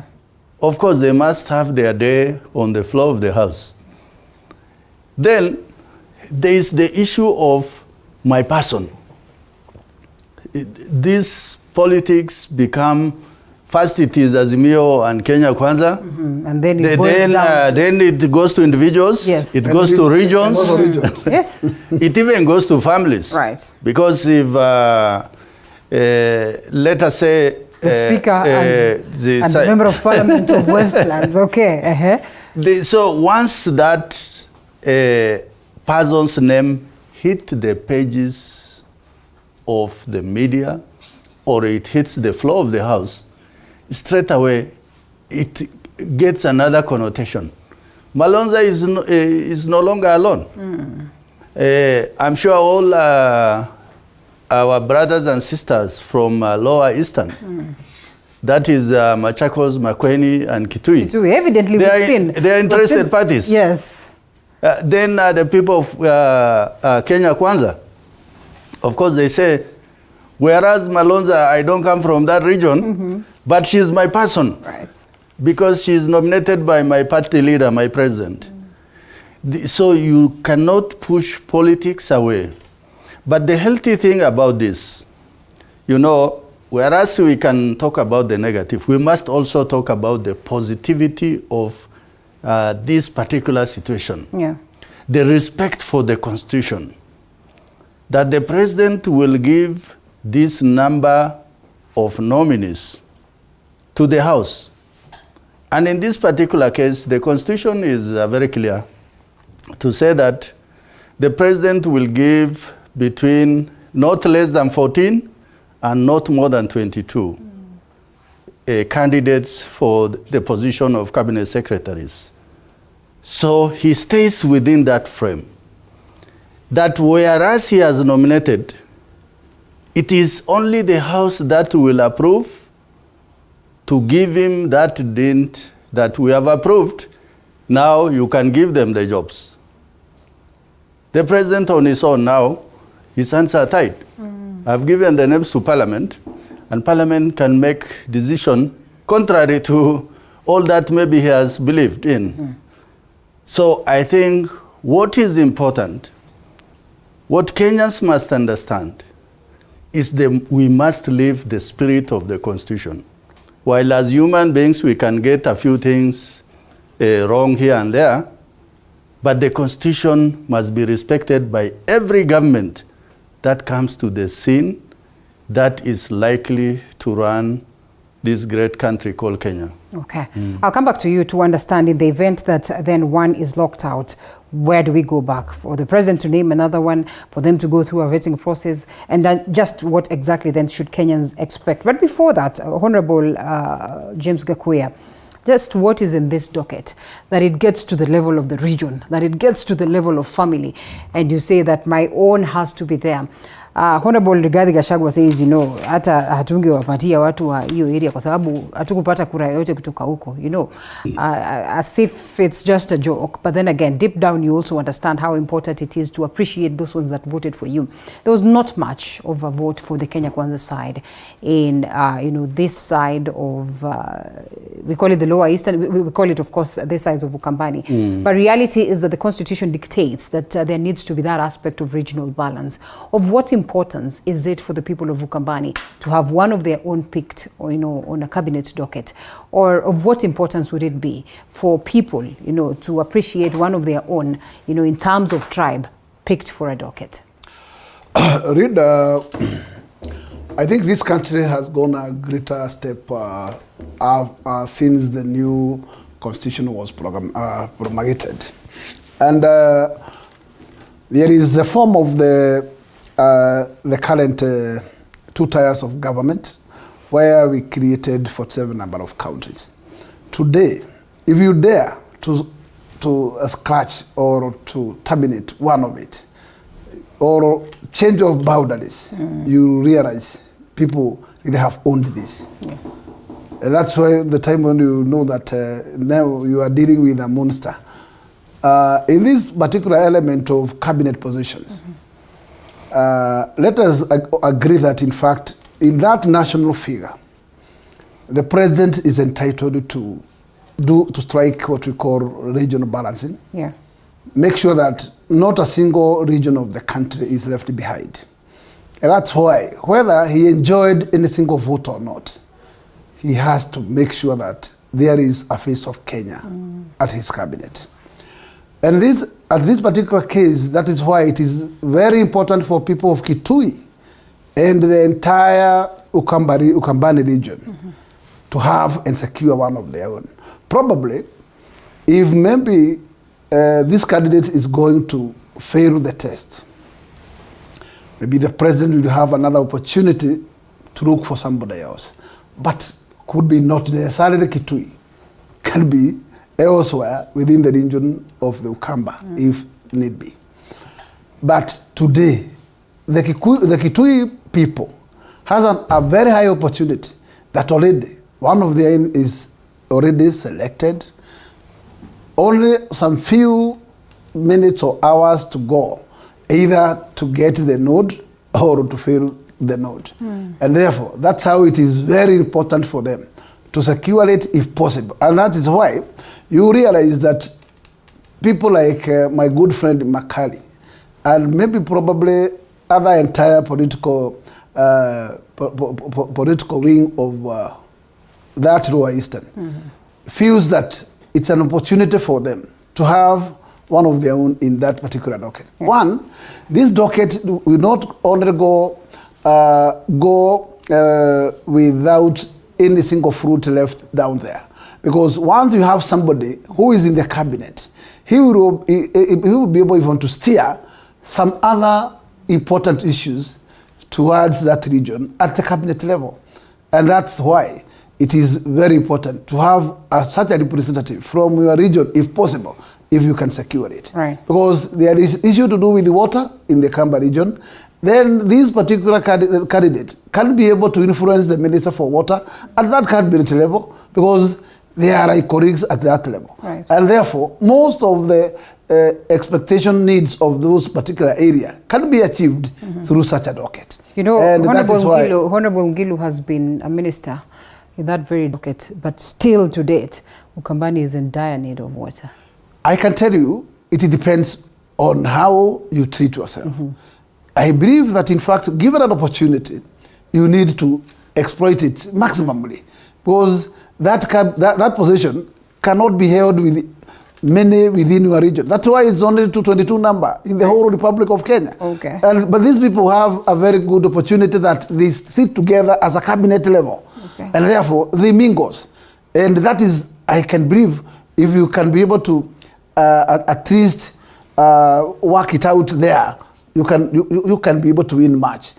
Because surely, maybe any other colleague may have interest in your area of jurisdiction. Then you have also interest in her, on the other colleague areas of jurisdiction.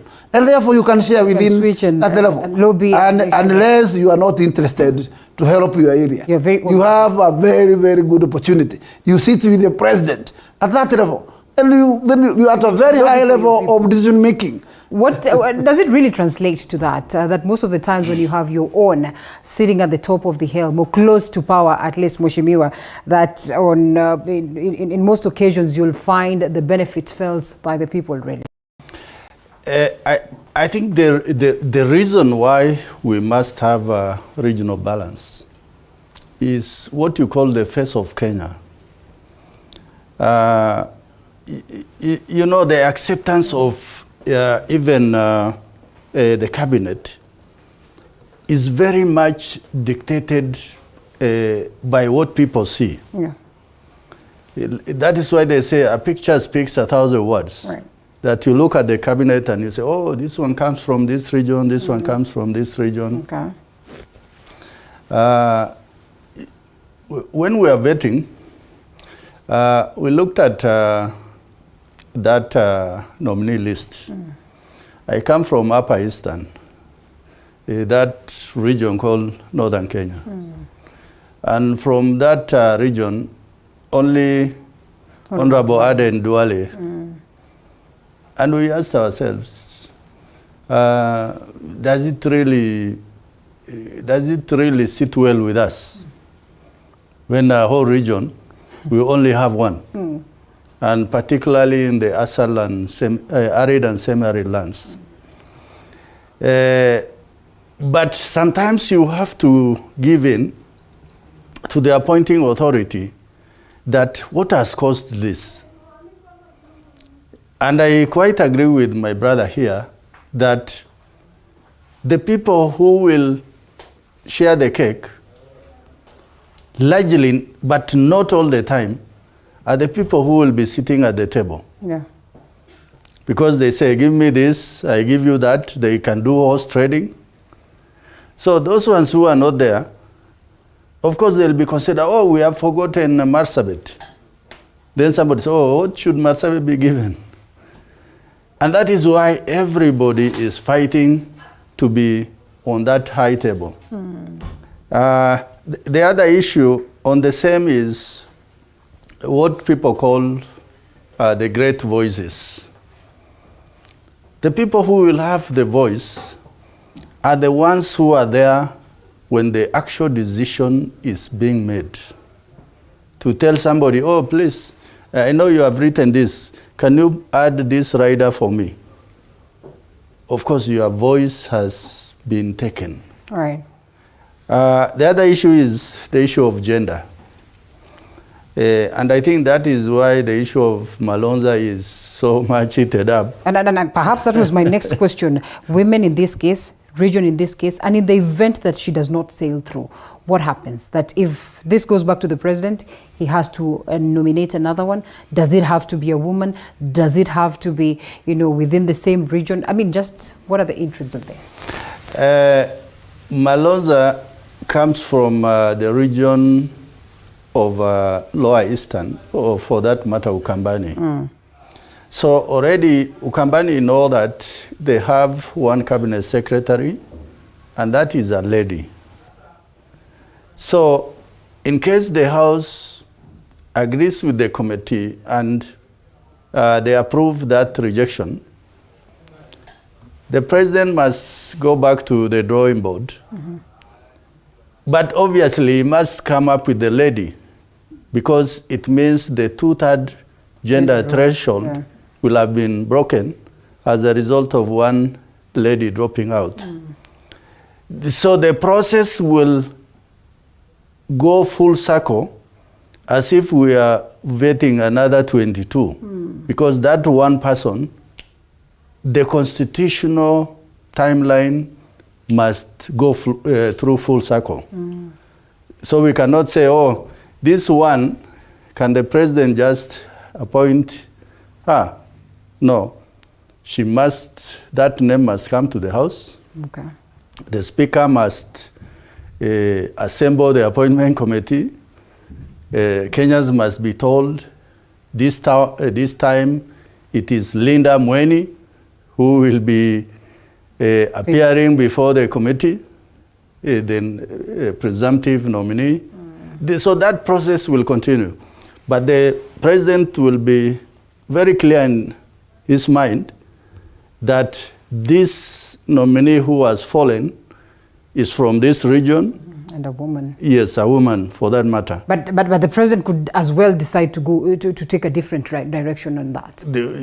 His prerogative. Yeah, it is his prerogative. The Constitution gives him free hand on how to go about it. Well, at least the region has Alfred Mutua that then luckily sails through in this very case, in the event that he sails through at the level of the House. Mheshimiwa, before we wrap this subject, which we're looking forward to see what then the House will dictate on, Musalia Mudavadi's position, as was given the clean bill of health, and sometimes we want to look at, and I mean, we've had others arguing that the vetting process really, and even the likes of Miguna have criticized this. They say, can you just sail these people through once and for all? Because what is happening down there? Why are we keen on getting to know their net worth? Is it a way to distract us from the crucial matters and everything? That aside, we are at this very point.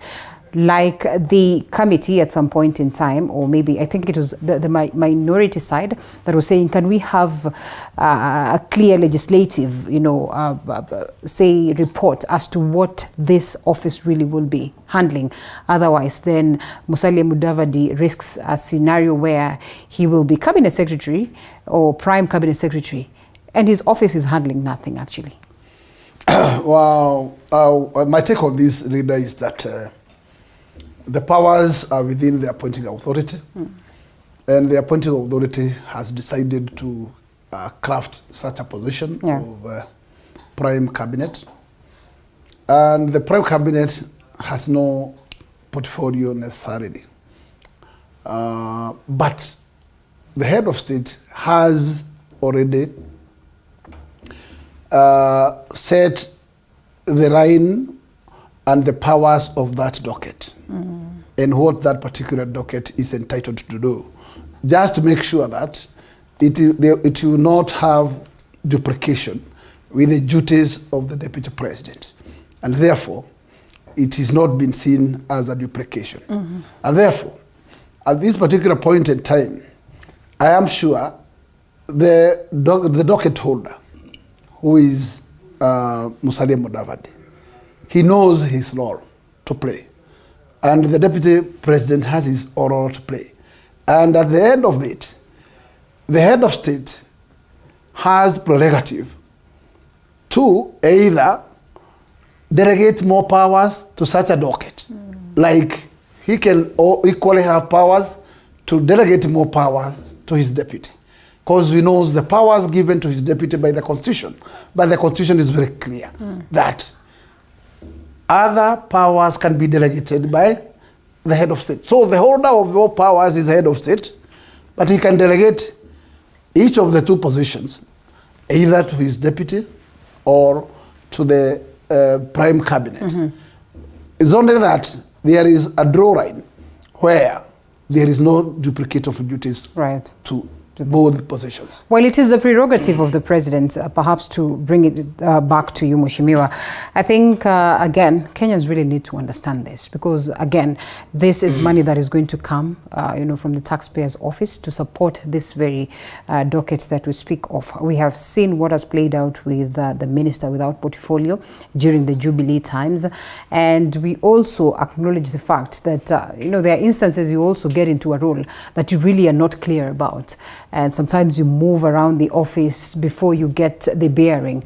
In this very case, are you convinced, having listened to Honorable Musalia Mudavadi and generally vetted him on this very one, unlike the others, the minority, are you convinced that it is clear-cut as to what really he is going to perform as a role? Linda, what is there? The office of the president and the deputy president are constitutional offices. Yes. The Constitution has clearly defined their roles and functions. As a member of Kenya Kwanza, or UDF for that matter, I'll be very uncomfortable any attempt that the office of the deputy president can be destabilized by giving somebody some of his functions or roles. That will destabilize us as a government. And I think the president, in his wisdom, was very upright to come up with Executive Order number 1, to clearly spell out that these are your roles and functions. But the beauty of our Constitution, there are only two individuals who can supervise government, the president and the deputy president. Yeah. Because they have that free play that they have been given by the Constitution. And also in the constitutional pecking order, it is the president and the deputy president. There should never be an ambiguity in our country, like what happened in the last government, where a minister is told that he's the super minister and he usurps the role of the deputy president. I believe under Kenya Kwanza that will not happen. Coming to the Honorable Musalia Mudavadi, I think he's a Kenyan leader, a man we respect as the members of Kenya Kwanza, and a very mature and an erudite leader, somebody who is I think very patient, somebody I would almost consider to be a safe pair of hands, somebody who will not attempt to claw more than he is entitled to. And I think when the president and the deputy president, they sit together, they'll be able to give him the tasks that he can help, because he has been in government since the time of President Moy. So his understanding the function of government cannot be wished away. And I think that is why the president, in his wisdom, put him at a place, not just in a ministry, where he can help him in terms of marshalling the effort of government. Trying to assist him, just this is the way to look at. Because he has been the Minister for Finance. The major problem that we are staring in the face as Kenyans is the economic challenges that is staring us in the face. There's famine everywhere. Kenyans are just struggling. There's not enough work. People are not having money. So people who are able to help the president to look at this holistic picture is why he said, let me not put you in this or that ministry. Let me have this chief cabinet secretary to help me in terms of defining certain challenges of the moment. I think to that end, they were very clever to craft that office. But we don't also want to wish away that the apprehension on the part of the minority to feel that does it cause any clash with the office of the deputy president? From where I sit, it does not. But we also as Kenya Kwanza should not sit pretty, but we must say that the office of the deputy president should not in any way be interfered with by anybody or any authority, so that his superintendence is to deputize the head of state. Yeah. Okay, well, fair enough. Mheshimiwa, we have about 20 minutes, so we're about to close this session. And I'd love for us to speak about the Kenya Kwanza government. And they say from 100 days, it's now 365 days from Kazi Mtaani and no more Kazi Mtaani.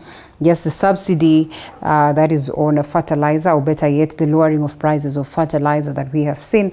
But then again, Kenyans cannot celebrate just yet because the going has been, like the times have become tougher, and we ask ourselves just what are the possibilities that the promises that were accorded to us with the Kenya Kwanza government then are going to be achieved with the kind of confidence that they speak of this. Reality on the ground is totally different. So we take a quick short break and we come try and get some essence of assurance from you two gentlemen as to what Kenyans should expect in the next 1 year, if not 100 days of the Kenya Kwanza government after this break.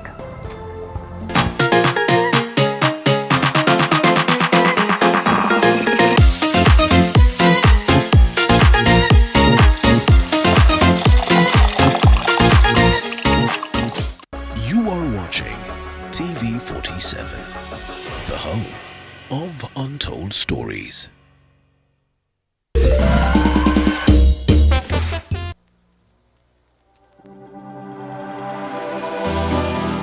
How well do you know what's happening around you? Morning Cafe with heated political debates. Baraza la Siasa. Hiyo kitu azungumzie, angalie hali ya maisha ya watu. Informative health discussions. Business, farming. Tasty Wednesday, Fitness Thursday, and Feel Good Friday with amazing DJs, celebs, waimbaji, kuna comedians, alafu kuna wajinga, and music bands every Monday to Friday from 6 a.m. to 9 a.m.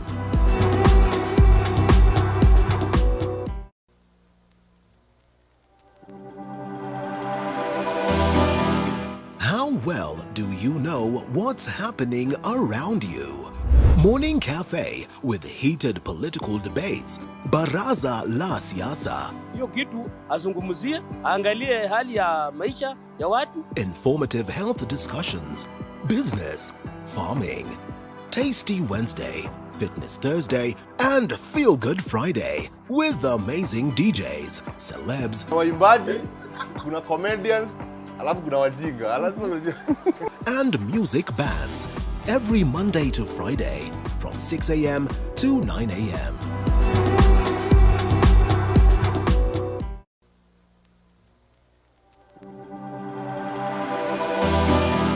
How well do you know what's happening around you? Morning Cafe with heated political debates. Baraza la Siasa. Hiyo kitu azungumzie, angalie hali ya maisha ya watu. Informative health discussions. Business, farming. Tasty Embakasi, Wednesday. North, South, all these places. And, you even had the youth trying to tell the president it is important for us to have the Kazi Mtaani, because in as much as it was short term, in as much as the jobs were really not so friendly, reality is that it was going an extra mile to help a majority of them as well. We also had lots of discrepancies as to these ones, because then you'd find your name on the list, but then you go to the reporting office, then you're told no, you cannot do it. A lot of discrepancies, but the president says that, well, there's going to be an availability of jobs, but not in this line.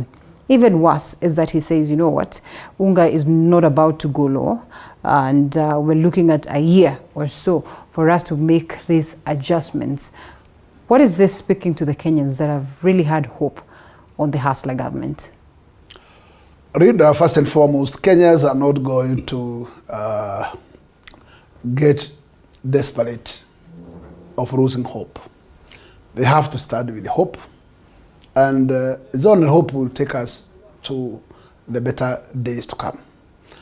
We are supposed also to understand where we are coming from and what kind of government we have taken over.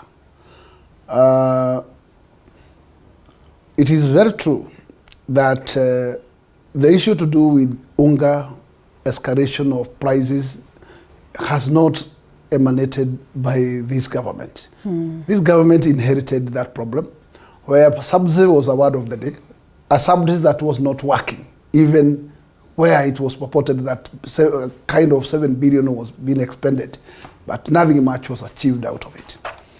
One thing I want to allude myself here is that, one, there is one area of subsidy where the government has taken its route, and this is the production area, where the government now has made a clear inroad on terms of now a subsidy of fertilizer, where the farmers are now enjoying a fertilizer in almost half price.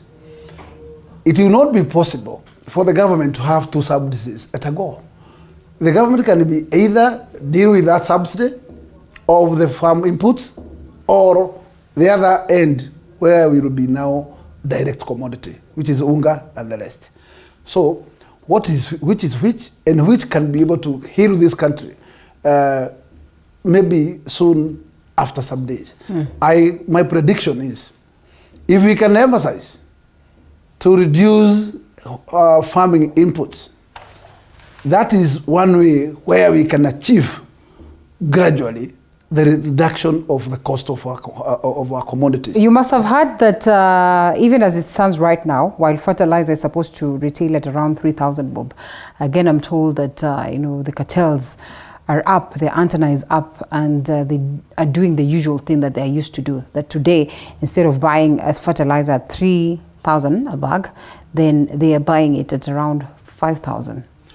I think that's an area that can be addressed, because as a farmer, you are required to register yourself, and that registration automatically gives you a room to get now the actual price. But in the case of a farmer who is not registered to be within that particular cluster, he might be getting difficulties, and probably are the ones who are facing those difficulties, because they are unable now to get fertilizer directly from the source. And if you cannot be able to get it from the source, then obviously you will get it from the second or third party. And the second or third party, you cannot expect to get the same price that you can get it from the source. So my position is that let every single farmer register to where they are supposed to register so that they are get known and they can enjoy to reap from now the actual source and centers of this distribution. Coming to the issue to do with Kazim Mtaani, yes, I am a victim of this because, you know, my citizens live in this city and actually they only depend on their pockets. In the last concluded youth, what we call it, there before we have what we call Kazim Mtaani. Before there was one that which was under the Waiguru. Yes, devolution. Yeah, the devolution kind. Okay, yes. Once it was terminated, and most of my constituents got lots of their dues because they tried for those dues, and those dues finally were never issued. Even now, the terminated now Kazim Mtaani, I still have a lot of people, beneficiaries of youth, who has not gotten their dues. And I would urge the government to make sure that, in fact, those dues are paid. Because if one has just contributed his energy to do those works, maybe for a month or two, it is important for them to get their dues so that they can also enjoy their sweat. As the president has alluded himself that he's going to terminate this, I am sure there has to be an option to this. Because we have youths which are in big number, and in Nairobi in particular, over 70% are youth, which are totally jobless. And they are no longer those white-collar jobs. Where do you expect these people to go? These people, if you really we are going to make sure that these people are not going to turn to be robbers or gangsters, then the government has a duty to make sure that we must keep these people busy. Right. And we must remove that idleness. Otherwise, with that idleness, an idleness is devil's workshop. Well, and that is where you get every evil. And therefore, as much as he has directed that this housing will create jobs, this housing is not all over. Because it's not going to be done all over within every other constituency. And it cannot accommodate and therefore, everyone. I still believe it's an issue to do. And I think depending on our areas of jurisdiction, we have, and especially in Nairobi, we need to have a sitting with the head of state and get to know what are you going to do with these youths that surely cannot access these areas of housing. Because it's a housing, I believe that locality has enough youth to supply whatever is required there, and also the human job that is required to that particular locality. What do we do with the rest of the areas that are not part of this housing? But you also acknowledge that we all knew that Kazim Mtaani was just coming in to cushion the youth, and especially during the COVID-19. And so, yes, that is it. Yes. That is it. And I appreciate that, in fact, we had a lot of casualties during what we lost within that particular framework of COVID time. And for us to make sure that youth survives, then we have to look for alternative measures. And this housing is part of it. But in case then these particular projects are not taking place also everywhere, then still we have gaps.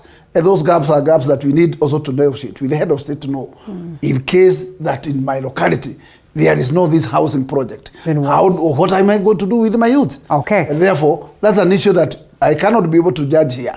But it's a matter that we can address with the head of state, because also he has to consider that the housing program is not all over. Okay, and we are hoping that then we're going to have a report as to the same, having discussed this with him. He says the price of unga was brought up by the previous government to about 230 shillings. I ask you to just give me 1 year and I will bring the prices down. 1 year, and I mean he speaks of the prices and the mess that was done in 4 years, he is going to undo in 1 year. Perhaps, picking up what it is that one Jeremiah Kirwa is watching and saying, he says Kibaki found government that was on its knees from the Moi time. He never said, give me 1 year. He went to business almost immediately. This government has said that they're looking forward to bring people to the days of Kibaki, at least, if not, go beyond that. Do you suppose to have imagined an instant shift and review of staff was a little bit over-ambitious for the Kenya Kwanza government, that today, now after speaking over 100 days, they speak over a year and perhaps even more? I think this government, the advantage it has, it is trying to put the right people in places, particularly in the area of economic recovery strategy, which is key to helping in finding solution to many things. One thing is about seepage. If 30% of our budget is seepage, then the attempt must be to close it down. Things like Azimio, while it is good, but how much seepage actually takes place through that. So the attempt to try and close the gaps so that on the face of it, you reassure Kenyans, but at the bottom, you are doing the right things, then this government is likely to get it right. I think one thing which we like about this president is he has walked the longest journey to the State House. Unlike many people who are in government, they find their way, or like the Uhurus, who have always been in the State House. So this president knows, how do I fix the issues of Kenya? One thing is unga. The other thing is energy. And speaking of unga, before we even go to energy, Emmanuel Koros is watching and is asking, it takes approximately 60 to 100 days for maize to mature. Why should we then speak of 365 days? Is there something that is not adding up? One thing is subsidy. Immediately the subsidy on fuel was removed. There was a lot of hue and cry. But there's a lot of logic in that. What we were doing is we were borrowing money to subsidize fuel, but at the same time, how many Kenyans have cars? Very few. Very few. So you are subsidizing for the very few, yet you could have subsidized unga from the beginning. So they are trying to get it right. And create a balance. The reason why also the president was saying 1 year, it may not be 1 year. It is one budget cycle is 1 year. Within that budget cycle, have they been able to address the issue of debt, whether it's external or local debt? Once they get it right, they'll say, what are the things we must do to make sure that we are looking after Kenyans? What must we do to stabilize the economy? What must we do to transform the economy? And that is why throughout the president has been talking about reviving the big four. The big issue today is food security. If you have not fixed food security, then it means Kenyans will be walking around hungry, they will be unhappy, it will be turmoil. Then the issue of housing. The reason why housing is also cross-related to the labor-intensive employment is so that as many people as possible, particularly the young ones, are there in supplying this, in supplying that, or be part of that workforce. The other thing is on the universal health coverage. today the most expensive venture for every Kenyan is when you are sick, you go to the hospital and you realize you cannot afford it. Yeah. So that is why everybody is going into insurance, the NHIF. What happens if you don't earn a penny every day? So the things that this government is trying to marshal is to look at the marketplace and what can we do at the shortest time. I think the idea of pleasing our people and yet we are not offering them anything, it will not pay at the end of the day. What will pay is to put substantive pillars on the ground that tomorrow, after 1 year, Kenyans will say, oh, the unga has gone back to 120. The fuel has stabilized at 180, at 200. That stability is what Kenyans are looking at. What we should not be pleased with is unpredictable economic environment. You wake up in the morning, you normally take an Uber. And all of a sudden, what you have been paying, 350, yeah, the Uber man tells you, oh, today is 700. And you have not planned for it. So the strategy of this president wanting to create a predictable economic environment is good also for business, and it's also good for us as Kenyans to plan our lives around it. Finally, it is the issue of commitment. You know, when people say that, oh, within 100 days, what has this president done? I think the idea of putting together the right mix of cabinet, people who are performers, people who will not revert back to the president that the buck stops with the president, but they say the buck stops with me, is what Kibaki created in terms of people who worked for him in the treasury, in the central bank that time, in different sectors of the economy. Because Kibaki gave them what you call a free hand without control, but within the frame that if you travel outside this frame, then you must consult. But so long as you are within this space, then you must do your best. That sort of handling is what Kenya needs.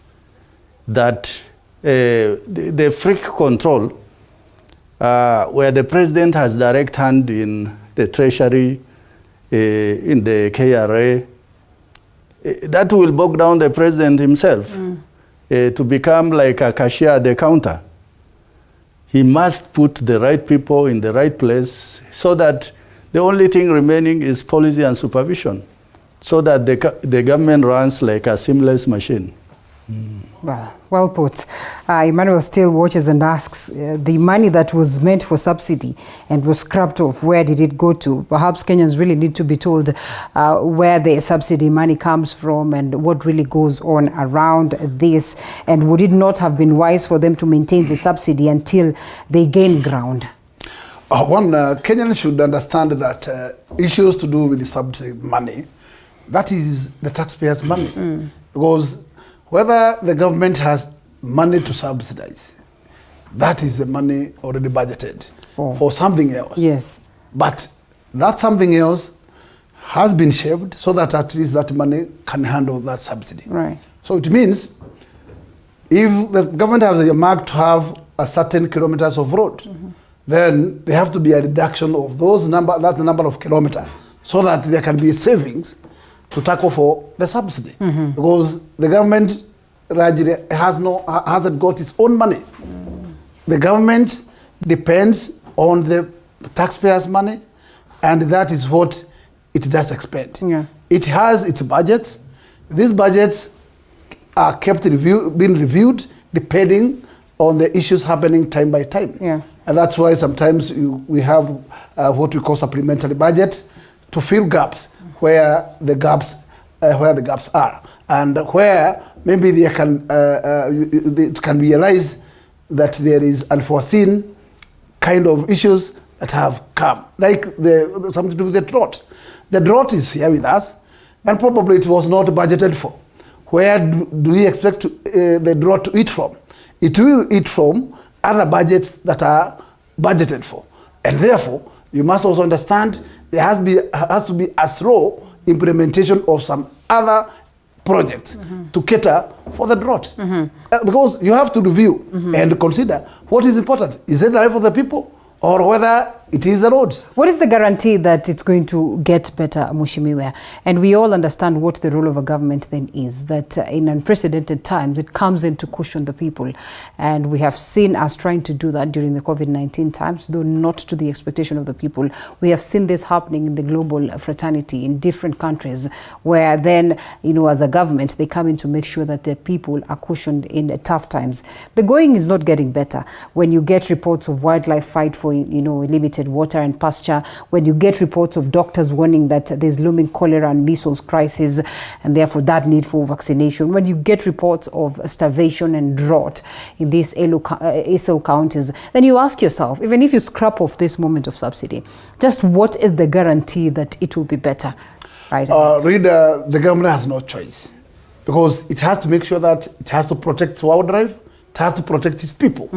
And therefore, the only remaining thing is to do review of its budget, shave some budgeted projects, and make sure that they relocate such kind of budget money to the most needy aspects of the time. Because really, the drought has no single notice.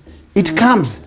And when it comes, then it will take away the livestock, it will take away the people, and therefore, would you wait the drought to whip out everybody? Whom are you going to be left with? Then the government has a duty to make sure that our people are not starving. And therefore, it has to make sure that their review of that budget, make sure that some project will be able to go slow, so that it can be able to deal with the monster at hand. Mheshimiwa, this housing project that wasn't really much of a success with the Jubilee government's Big Four agenda, briefly as we sum it up, what do you make of it? In 2 years, really, that as the president says, the people who will be enjoying the fruits of this? I think what any government must do is to make sure that you have a long-range planning. You just talked about subsidy. Subsidy is we were in a hole and we kept on digging because we were trying to subsidize a recurrent expenditure. There was no investment in that. So that is why as soon as that subsidy is stopped, it means that there's money available to do other things. On the issue of drought, which my brother here is talking about, I think over time, we have understood that the drought is cyclic, and with the climate change, it is likely to be even worse. The rains become unpredictable. The rains actually become shorter. There'll be El Ninos, La Ninas, the rising sea level. There'll be many things that will be happening as a result of climate change. And any government that plans for this eventuality, then is likely to get it right, that at least you have something somewhere to respond to it, just in case it happens. The issue of housing, at some point, I think the mandarins who are in the housing market have taken advantage of Kenyans because there was no control. And a lot of our people were living in the slums, what you call the low-cost dwellings, or places where human beings, unless they are forced, no human being would love to live there. I think the previous government attempted to do something, but they have never encouraged public participation. For any government project to succeed, that is a project that is being done for the people must be involved to buy into it, to love it, and to live it. For a long time, there have been dictates that we want to do this. And then when there is a few demonstrations here and there, it is said, oh, those few who don't support the government.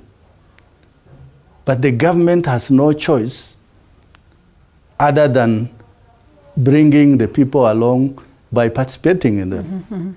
Yesterday, I think there was a project that was launched in Kibera.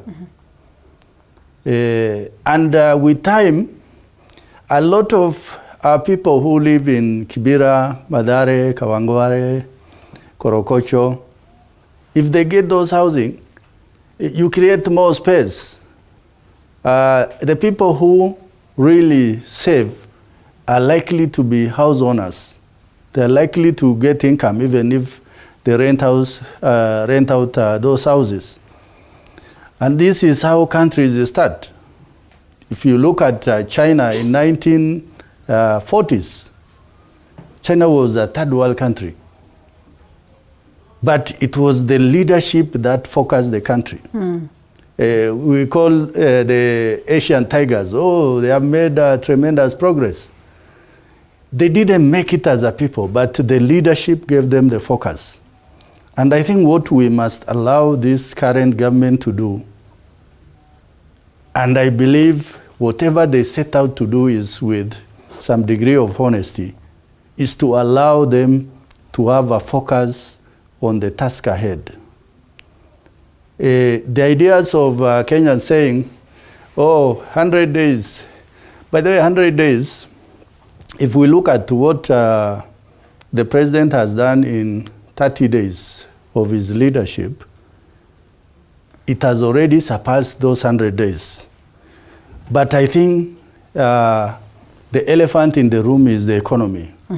And that is why we all feel that, oh yeah, the issue of hunger, the issue of fuel, the issue of this and that, because we are concerned with the issues that affect us on the day-to-day, rather than the big picture. And as soon as you fix the economy, many other things will follow suit. Employment, because you'll start your small company. That small company will employ some 3 or 4. A sweeper, a clerk, an IT person. Already you have taken 3 or 4 out of the marketplace. What we need today, and we have to really be serious about it, is to address and fix the issue of the economy. Right. Yeah. Right put. The housing matter still, and we're looking at the previous attempts to, achieve this. The Kibra project that was under the Nusum Kate government. At this very point, we even saw, those ones that are not, citizens or constituents of Kibra benefiting from this. There are people who were transported from different, at least the reports that we received, to come and occupy these spaces. And like Mheshimiwa said, some of them opted out and decided to rent out these spaces. Then you ask yourself, what then is the ultimate goal? Is it for every other Kenyan who's disadvantaged to enjoy this, or is it for them to then take advantage of this to do business? That is one thing that really was a hiccup on this one. So how then will the Kenya Kwanza government address this? And also just random calculations. You are speaking of Kenyans giving 2,400 to occupy these houses for about 10 years, then they officially get to own this. A rough estimate of about 500,000, 576,000 there. Then is it logical in terms of the government getting returns of this, and is it even something that one can imagine? That is for a one-bedroom house. Reader, let me first and foremost say that this housing project, first and foremost, has to benefit those who currently live in the areas that actually these projects are taking place. Assume the area like Kibra now. Kibra, there has to be people who will be moved so that the space can be created. That number of people has to be registered. Right. Numbers and names were stipulated so that immediately that project gets completion. They are the people to get to be the beneficiaries of those housing. Secondly, this does not mean that it has closed the doors or windows to others to enjoy. Because if, for example, this particular area, the houses are enough to accommodate those who are moved out, then the rest are entitled also to take part on that, because that's why we are going high-rise. Right. And going high-rise means we are creating more spaces. And probably as you move up to maybe the 10th floor, then you have created more and more multiples of extraordinary rooms for others. And that's why both those who are formal and informal has a room to be part of this. I think the idea is quite noble because it's not locking out anybody.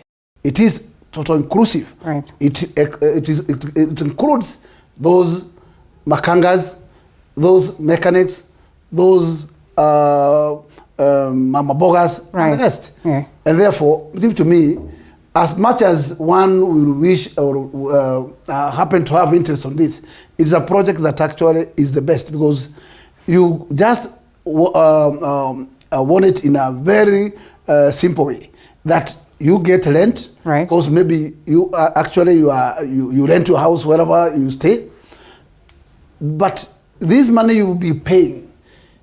You'll be paying almost equivalent money that you can rent from somebody else. But this money you are paying to own. At the end of the day, right, you own the house and it becomes yours. I think it's a model that to me is very good suited to those people who are at that